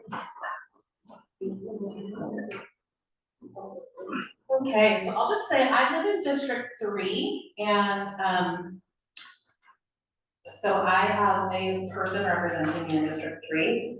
I was wondering, I heard from Councilmember Strumler about the 1/5 representing, and that one person is to represent you on council. And we also heard some discussion about people actually showing up, being there and doing the work. I had some questions, I guess, about the 2 at-large positions. Those represent the entire county as a whole. So I was wondering, as an at-large person, what does that look like? And what portion of that role is spent advocating for our biggest city in the county versus some of the other districts, 3, 4, 5? Oh, sure.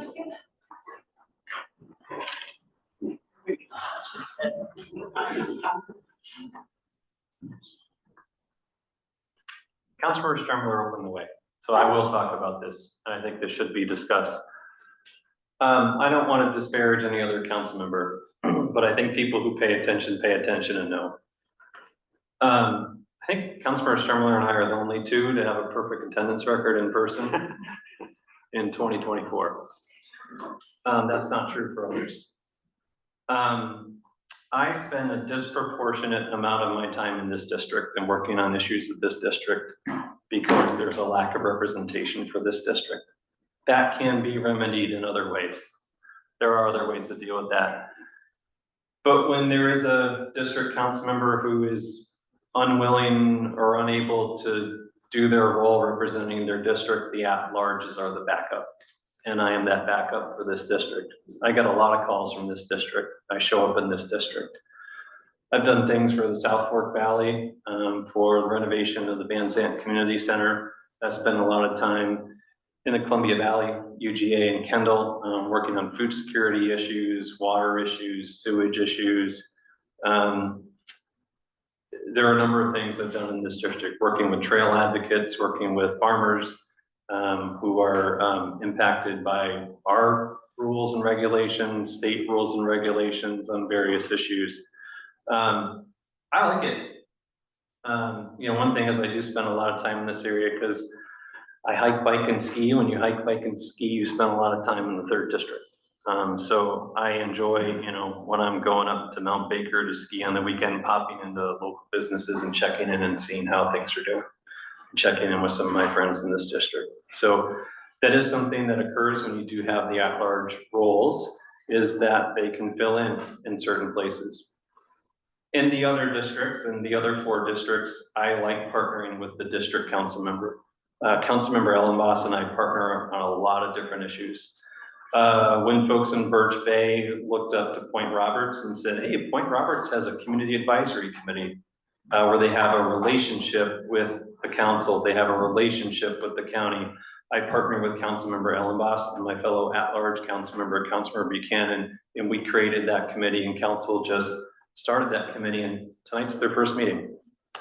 I also do a lot of work with the Point Roberts community.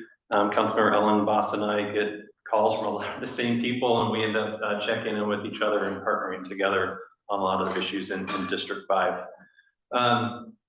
I would say, you know, the majority of the kind of constituent requests, types of calls and emails that I mentioned earlier that may be a good role for an ombuds or public advocate are outside of Bellingham.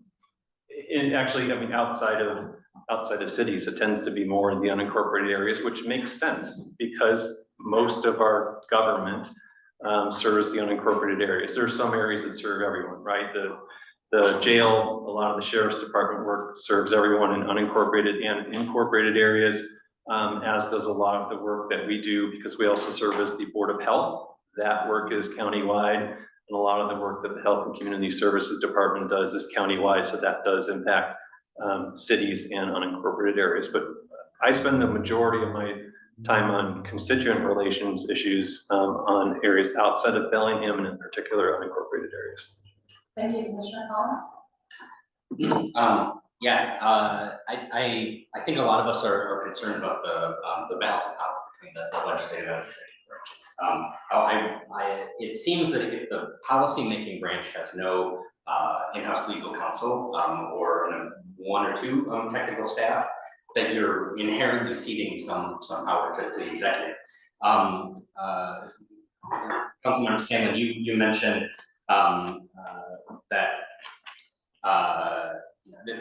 you could like potentially if you hired more staff that maybe council feels some you're then spending more money. There is a section 2.24 in the charter explicitly says that council shall not give orders or direct either publicly or privately any officer or employee. And I understand that has sometimes made it a little bit kind of difficult to ask something of staff. So I guess my question I'd love to hear from both of you is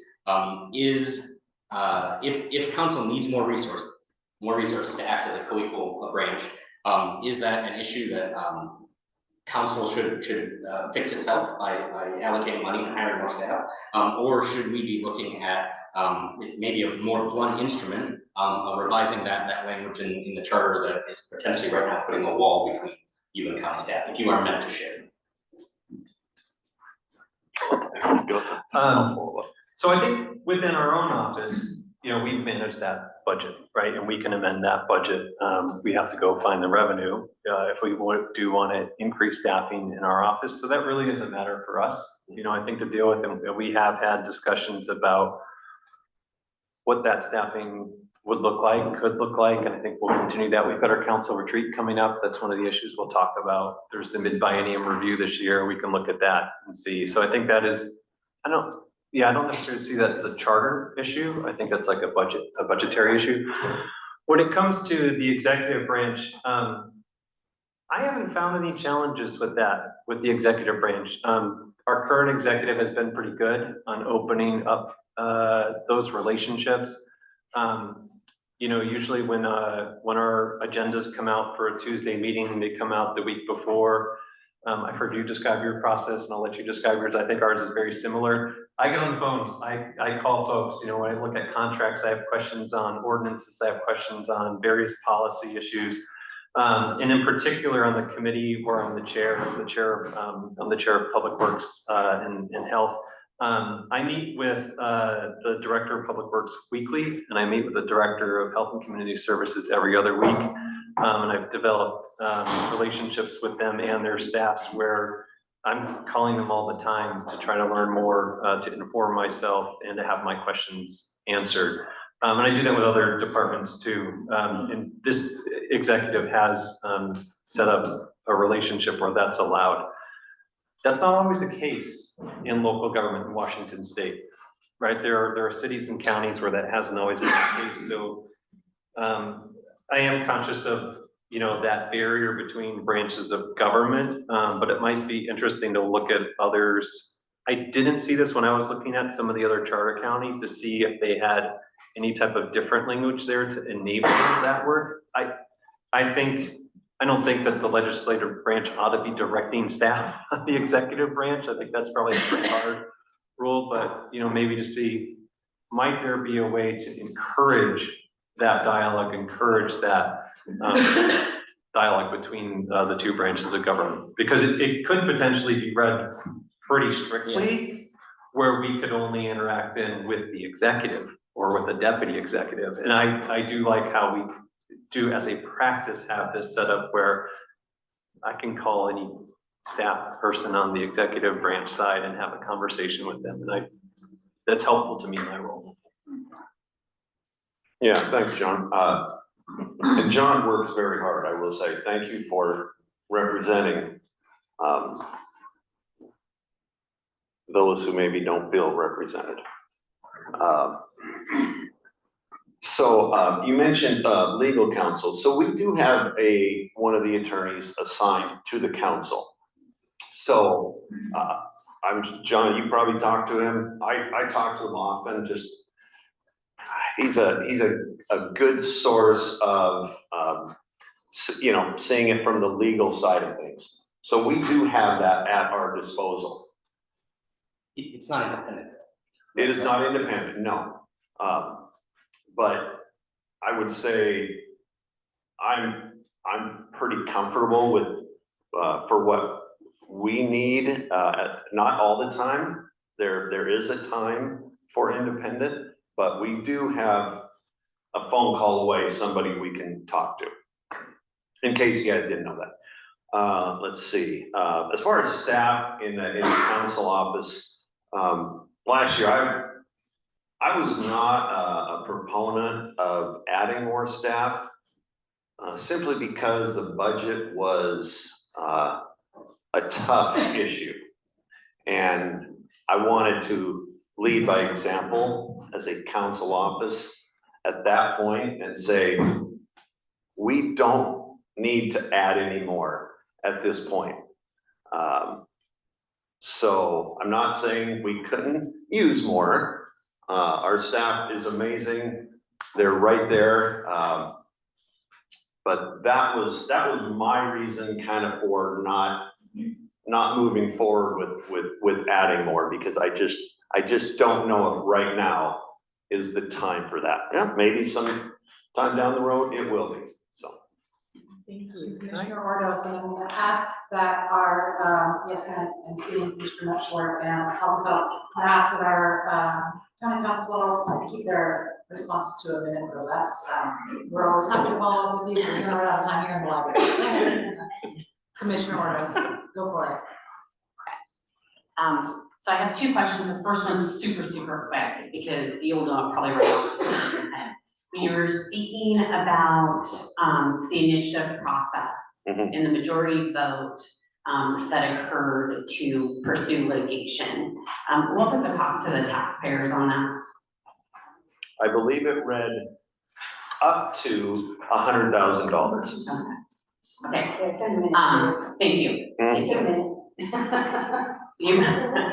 yeah, so my question to you guys, so the budget was a big issue this year and it inspired, I think that was a council member meeting where you guys were there until 1:30 in the morning. There was 2.5 hours of public comment regarding the adoption of the budget with overwhelming not support of that budget that was passed majority vote. So one of the items that we're gonna talk about later on in one of our commission review meetings is about the budget process and having it go to a majority vote, like a super majority vote, a 5-2 rather than a simple majority, considering the concerns that are around our budget. We're not gonna be taxed any less in these upcoming years. And our 24 adopted budget ended up being $46 million in expenditures over. And so this 2025 budget, even though it's 3-4 million more, it's actually closer to 50 million more than the 2024 adopted budget. So I'm just wondering your thoughts on whether you would support a supermajority vote for future budget approvals. Yeah. I'll go first. I did just want to, on that last question on the legal counsel, this is something I'm looking into. Pierce County and King County do it in different ways. And this is something I'm researching, and I can come back more on this. On the supermajority question, like I said earlier, my top goal for you all, my advocacy to you all in the Charter Review Commission is to increase and strengthen the legislative branch of government. And to me, this weakens the powers of the legislative branch of government. I think if folks do not enjoy the votes that the council takes, as my fellow council member said, in a few years' time, you could vote me out. And I think there are other mechanisms to do that if folks disagree with the votes that I or other council members take. Yeah, so to answer your question, I think when it comes to the budget, because it is such a big issue, that it should be a supermajority, because I think it should be a solid heck yes. Not 7-0? What's that? 7-0? No. No. No. No, like unanimous. No, I wouldn't say that. I would say a supermajority. Thank you, Commissioner. That, to me, that solidifies it. Thank you, Commissioner Mutchler. Yes. Oh, sorry. I have a question for Commissioner Strumler, and thank you for bringing up the recent unfortunate event of well-meaning citizens jumping through all the right hoops to gather signatures and to get an initiative put on the ballot, only to be turned down at the last minute. And kudos to Ms. Whatcom, you're heroic for showing up for all these things. I think a lesser person would just give up and not even try. So I really commend you for that. The question is, your remedy, Mr. Strumler, is that we need to create something in the charter that says, I'm trying to quote you, that council can't interfere with those types of things. What does that mean? I mean, interfere is a council member posts on a Facebook page, I'm against this initiative or this initiative. What I need from you, I think what we need from you is something more specific that would fit charter language. And what does it look like for the county council to interfere with something like that? That can mean a whole bunch of stuff. So I know you haven't thought about it too long, but looking for some language that would be charter language that would not let this happen again, where an initiative, all the hoops, everything was done correctly, and gets turned away from ballot. Thank you, Commissioner Caldwell. Yeah, thank you. I want to thank Councilmember Scanlon for the work that you've been doing to sort of research the citizen advocate or ombuds role. That's personally something that I've been researching myself. It's something that I'm curious about. Would invite any council member or any commission members who are also interested. Love to work together on that. My question for you, I've talked with elected officials. I've talked with advocates in the community who are kind of championing this cause. And one of the questions that I see kind of get brought up from time to time is this idea of, there was clearly maybe some breakdown in what happened in regards to the resolution you passed earlier. That kind of highlights an issue. The question that I hear from people is, do we need another layer, right? Do we need an ombuds or a citizen advocate sort of at this high level checking the system, and does that solve it, or could we solve it just by fixing our existing system? So I'd be really curious to get your thoughts as someone who's working in this day to day, what your response would be to somebody sort of balancing that question. And just Drummer as well.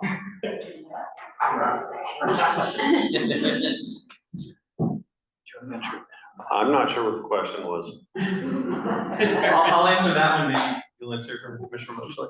But Commissioner Kaltenfeld, on that one, there are a few things I've been working on with Councilor Donovan, and this is looking at the code. So I think it's 3.06 in our code that deals with the tort claims. That is an area that needs some updates.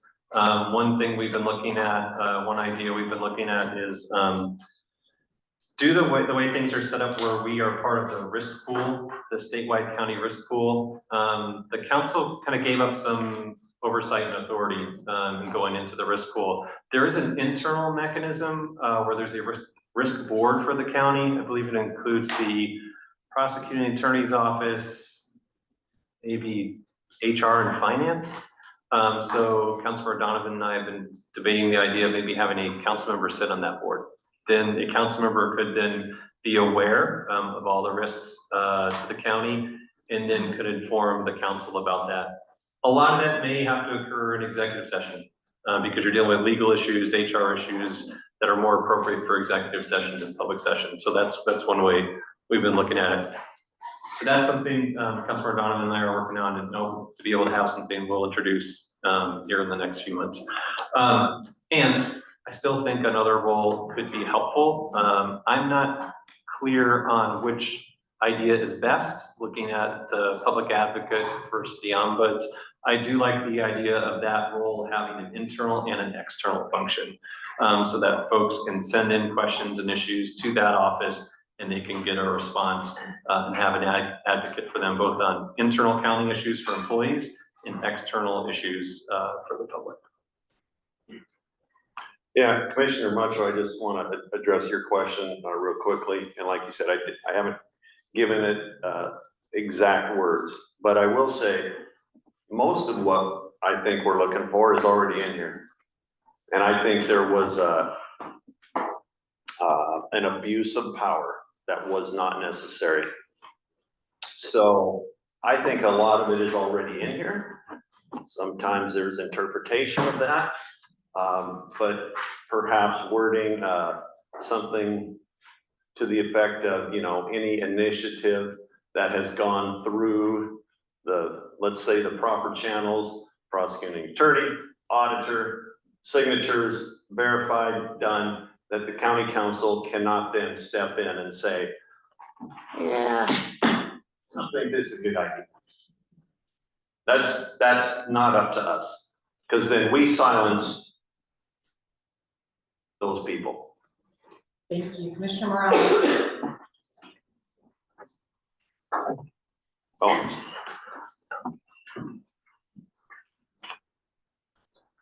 Thanks, I just want to respect folks who've asked us to use the mic. I may be opening up a can of worms, and this may be something that is a follow-up, like that email.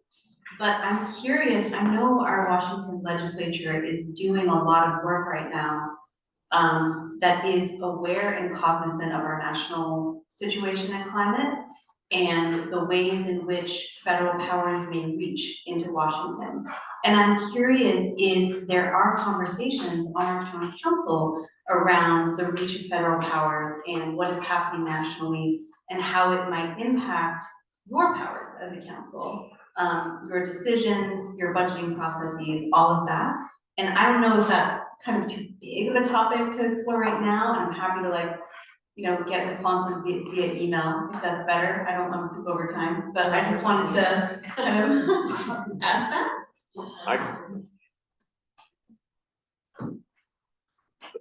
there could be about 1,000 things you're referring to there.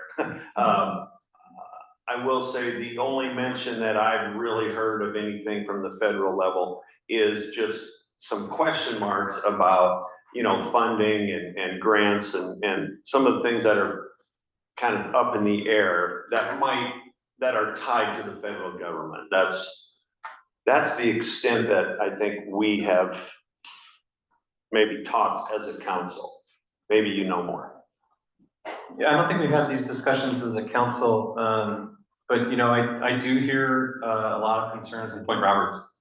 Right, and I attended virtually last week, the Point Roberts Community Advisory Committee had a presentation. This is grant money I helped with them to get via the port to do an economic development study for Point Roberts, potentially looking at what are some of the barriers to economic development there via our code, permitting processes, et cetera. And there's a lot of concern there right now because the Canadian dollar has a big impact on Point Roberts. They have a local gas tax that helps to fund transportation in Point Roberts. This helps to do a number of different things in that community. And if folks aren't crossing the border and buying gas in Point Roberts like they do, that could impact that funding for that community. There's a lot of concerns there. We've been getting a lot of emails, I feel like, from the Point Roberts community. You know, I've heard from businesses who, you know, are worried about the impact on tariffs. And then there was a recent story, I forget if it was Salish Kern or Cascadia Daily had a story about the impact on the agriculture workforce and economy. That's something I'm concerned about, you know, what that might look like from the immigration enforcement perspective. And then the other thing, you know, I've been hearing about is concerns about funding, federal funding. And I had someone in a county department say to me recently, they don't want to start on certain projects that have federal funding. So for example, their public works department, a lot of the road building programs, we get a pretty hefty match. Sometimes it's up to $1 local dollar to 9 for federal and state dollars. And there's some folks who are reluctant to start on some road building programs that we're looking at doing this summer when we do our normal summer construction season, due to that uncertainty, because oftentimes those programs will pay for some things and we're reimbursed. And there's a lot of folks who are concerned about that because if we're not reimbursed, then the county's on the hook and county taxpayers are on the hook. So that is a concern. I don't know if there's any charter issues there, but I think there definitely are issues for our community and for our county and our council to consider. Thank you, Commissioner Jordan, and then Commissioner Kelly. Thank you, Madam Chair, and I want to thank you both for being here, but we'll just, in the interest of time, as we have to be out of here in 19 minutes and have the agenda items left, I'll defer and follow over email and may encourage my colleagues to do so. Thank you, Commissioner Kelly.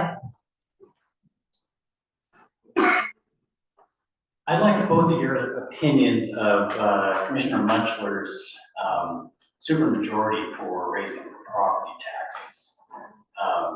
Somebody who's, you know, grown up here and you know, lived here almost my entire life. I feel like the citizens are being strip mined of their wealth. Okay, and I feel like I'm literally renting my own house. Like I don't even own it. Okay, and I think there's a lot of people that feel this way, and we need guardrails to you people representing us. So I'd like your opinion on that. Correct me if I'm wrong, but did y'all just answer that question about 15 minutes ago? No, that was on the budget. Oh, I missed This was on Commissioner Munchler's supermajority for property taxes.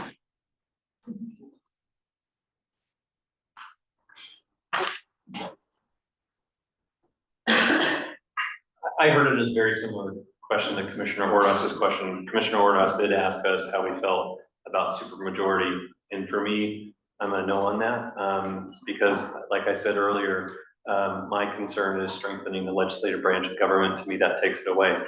I'd be very happy to have a conversation about property taxes. Property taxes are regressive, sales taxes are regressive. They have a much bigger impact on low income and middle income households in our community. These are functions of state structures and state laws. One thing I consistently advocate for in our state legislature is to change things up so that we can have a different way of funding our local government. I don't like funding things via sales and property taxes, and those are the limited mechanisms that the state gives us. So this is something I have conversations frequent with the state. Fees is another thing, and sometimes real estate excise tax, but there are barriers from the state in how we can fund our local government. Yeah, I think there's some crossover between what your question was, because I think we're thinking about the budget and, you know, there was some tax increases with that, so I think there's kind of this connection going on here, but, so I don't know how to answer your question. I will say that the county council makes decisions every other week about your property taxes in a roundabout way. So, you know, if we're gonna go, you know, super majority on everything, I don't really see that as a good option, you know, for everything we do. But when it comes to something like the budget, and when there was a direct tax increase tied into that budget, then I would say, yes, we should have a supermajority in that case. Thank you both so much for your time. Under new business, we have 3 proposed Madam amendments. Chair, Oh, could you save me for the best for last? I'm not saying, Commissioner, go ahead. It's not required that we all ask questions, and we do have 15 minutes. Should I give it to him? Yes, absolutely. You sure? Go ahead, Commissioner Elboss. Okay, I just got jotting notes as you guys spoke, and I think that it's probably not gonna be an answer to, not gonna be the time to answer all those questions. But I would implore you to take the points that I'm making here and apply them to what you said to us and maybe submit a written surmise that relates to it. I just wanna say that the original Board of Freeholders that wrote this charter represented 1,300 years plus of residency in Whatcom County. It represented 600 years plus of involvement in local government. The first council and the first exec, born and raised in Whatcom County. So it's for that reason that there wasn't any feel for any need of creating criteria as to what it took to hold the office. Now, I didn't know Mark until he ran. I don't know you, John. I can't imagine somebody like me who hangs around government has never come across it. So I'm sorry for that, because you sound articulate, but I don't like some of the things you're saying, so.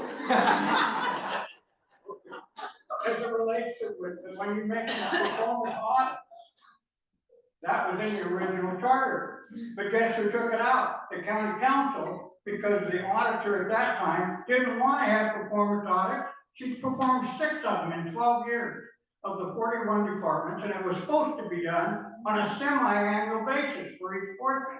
And of course, those performance audits were a good deal. They helped the executive know where the problems were with his performers. They helped the legislative body know what rules they needed to make as it relates to that. And oh, by the way, if somebody got blamed for something they didn't do, they got exonerated in a performance audit. But didn't like it, so they did away with it. I think it's a good point. One thing you said I agree with, and I hope we take it up. When we sold the charter to the public, of those 1,300 years, there were 3 of us that were under 30. And I don't know why, but the Democrats selected me as a Republican to speak with all those people, the stage people, the ones they sent before the groups were older ones. But when we went there, the promise we made to them all was that the cost of salaries of government was not going to increase above what the 3 county commissioners made. And so a certain percentage went to the exec, and the balance was divided evenly amongst the 7 members. Well, where did that go? And look how it's created. I mean, now we have 3 salaries higher than what the governor gets paid in this state. It's phenomenal. But the procedure that's been adopted to do that, I think needs their attention, and I think some other people with wisdom on this group, far better than mine, are gonna come up with some proposals on that. Now, the last charter commission did a pretty good job of listening to things, and while there was one more conservative than there was liberal, the basic concepts that got presented to the public were not completely one-sided. But as we talked about tonight, a particular initiative was being undertaken. And that group couldn't get enough votes, so they, in the final month of July, after we had submitted our amendments, they went before the county council and asked the county council to propose some ordinances, which, if you read the charter, is not consistent with what the intent of the charter is. 3 different ways: charter review commission, initiative of the public, the county council. But they're not supposed to be conflicting. But what the county council did, and what everybody here suffers from, one of the things is the 10-vote majority, 10-vote supermajority, because the county council, the majority of the county council, didn't like the fact that there was a proposal that, lo and behold, if the public had approved something by more than 75%, it couldn't be dealt with again by the council for 10 years, because the council had routinely tried to undo what the public had done. Every charter review commission submission was benefiting the people. Mr. Almas, Almost every other item that the council brought forth was in opposition to the people that presented government. So that's just going back before you summit. I mean, it's kind of regurgitation, if you will, of the type of things that have been brought up, and I do think they need attention, and your input on that would benefit this body, I believe. Thank you very much. I told you that I was gonna be. We're gonna need to move on. Can you wrap it up, please? I'm finished. Okay, but you can hold on to the mic, because next thing up is Commissioner Joe Ellenboss's proposed amendment to reduce the size of the county council from 7 to 5 members by eliminating the at-large positions. This is new business. Is there a proposed amendments for introduction? Commissioner Ellenboss, would you like to make a motion regarding the amendment? My only hope is that this item is not ready for fruition. It needs far more debate and conversation of this body. And this specifically needs to be referred to a committee to talk about the nuances of it. And I would again request that this body create a procedure whereby, outside of a situation where we've got, essentially, we don't have the ability for individual input back and forth to try and create a foundation for how this would come about. So if it's not, if we are not ready to create that committee situation, I would propose this be kicked down the road. And we take it no further tonight, but it continued to be a floater coming forth on our agenda. And we'll take it at that. That would be my proposal. Are you moving to postpone to a time certain? Or table? Yes.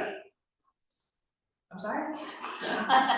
Which one? Oh, I'm sorry, I didn't hear that. Are you moving to are you moving to postpone to a time certain, or are you moving to table?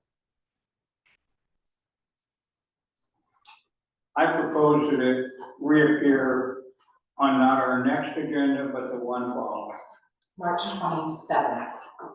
You have a second? Second.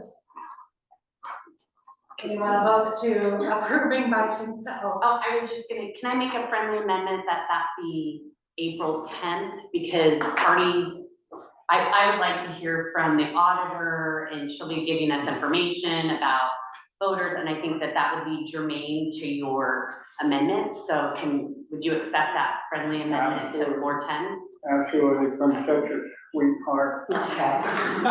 Sorry, who was the second? Who was the second on that? Mushler. Okay. Any opposed to approving by consent? All those in favor, please say aye. Aye. Any opposed? Super. This might be the only vote. Next up, we've got Commissioner Redding's proposed amendment to replace the county salary commission and establish a fixed schedule of elected official salaries that automatically adjust for the cost of living. Briefly, would you like to speak to the proposal? Yes. We've got a problem at this point, as was alluded by Commissioner Allenboss. We've got a situation in which we are paying our county executive more than the governor of the state. We are paying the prosecutor more than the attorney general of the state. We are also, it's ridiculous. And honestly, all of this has come about precisely because we do this all through a appointed citizen commission that has been inflating these things for quite some while now, and has been inflating it not only relative to the state positions, but also relative to other counties with populations 4 times our population. Like if you look at Pierce County, or if you look at Snohomish County, both of which are roughly 4 times our population, they pay all of their executives, all of them, with no exception, less than we pay all of our executives. Thank you, Commissioner Redding. Do you have a motion? A motion, okay, a motion to adopt to get this out on the table for discussion. Are there any opposed to adopting this by consent for our next agenda, which will be, what date is it? March 13th. Alright, all those in favor, please say aye. Aye. Any opposed? Great, our final proposed amendment is from Commissioner Morales to require salaries for charter review commissioners. Commissioner Morales, can you go through this week to your point?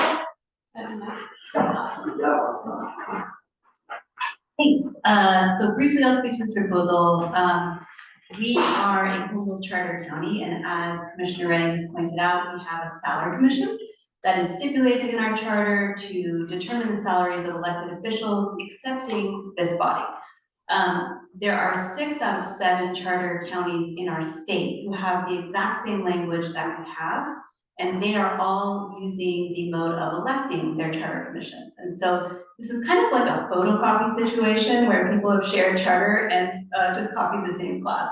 King County is the exception. King County appoints its much larger commission, in fact, and pays them in the per diem style. So similar to most commissions in most counties where there are appointed volunteers, they often have sort of a stipend called a per diem and then costs covered. So one of the things that I wanted to do, I ran as a poverty impacted person. I am on this commission wanting to make sure that democracy is accessible to everyone. And my concern about having this be an unsalaried position is that that limits the access of a particular economic class to serving. And so I would like us to remedy this, and I'm bringing forward an amendment to alter our charter in 2 different sections. The first section is 8.13, and this is where it says that charter commissioners shall serve without salary. I'm suggesting that that change to charter commissioners shall serve with salary. And then we have another section in section 6 where we need to add it then to the salary commission. Now this conflicts with Commissioner Redding's amendment, and so one of the things that I would like to do is think in this interim time before proposing it to our next meeting about how those might get harmonized so that they're not in direct conflict with each other, and so that we can pay our future salary commissioners a salary that makes sense, that doesn't exceed a state attorney general or governor. So that is something that needs to be worked out, but I wanted to leave this as it was in our last packet as so as to not confuse folks. So my motion is to move this for discussion at our next meeting. Go ahead. Any opposed to vote on this by consent? All those in favor, please say aye. Aye. Any opposed? Aye. So no. So we're back to 3 opposed? Can you raise your hands, please? I'm sorry. Yeah, I'm opposed to it. Yeah. Okay. We've got Commissioner Stump, Commissioner Ordos, Commissioner Muchler, Commissioner Ellenboss, Commissioner Ellenboss. What else? That motion passes, 8-4. 8-5. I'd like to request the division of votes to make sure. Sure. You want a roll call? Okay. The motion is to place on the agenda for February 13th, amendment proposal 11. March 13th, thank you. Trustee Graham, no. Colton Belt. Yes. Fred Kelly. No. Maya Morales. Yes. John Wetchler. No. Anna Ordos. No. Bill Jordan. Yes. Andrew Redding. Abstain. Jessica Rienstra. Yes. Russ Stump. No. Jennifer Wright. Yes. Eamon Collins. Yes. Liz Darrow. Yes. Joe Ellenboss. Let me round it out with a solid no. Okay.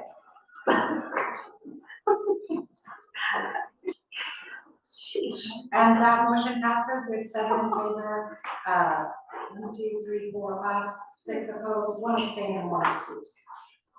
None. Do we have anything? We have 1 minute. Is there anything additional from commissioners?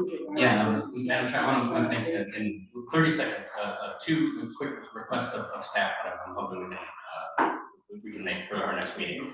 We've heard over and over about the microphones as an issue. We waste so much time just moving the microphone around. I heard you say that it's not always, it depends on the venue, the system they have. I think the wireless signals are pretty standard. If the county owns more than 1 microphone, maybe we could bring a couple, and if there's a system, there's also like wireless PAs. Maybe the county doesn't own it, but I would be very surprised if they don't have more microphones. I think it would save us a lot of time. The second thing is, could we get at least 1 copy of the latest Robert's Rules of Order? Sometimes things come up. Nice to be here. So I make a motion to make a request of staff to do those things. We can provide the rest of order, or what actually, you might not be able to, but I will ask you to look at Colton's copy and see if you really want to do it. It's much easier to go online and get people who are describing it to you in normal language.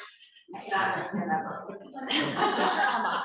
I think it's just a simple request by the chair of what the county has actually budgeted for this body would be.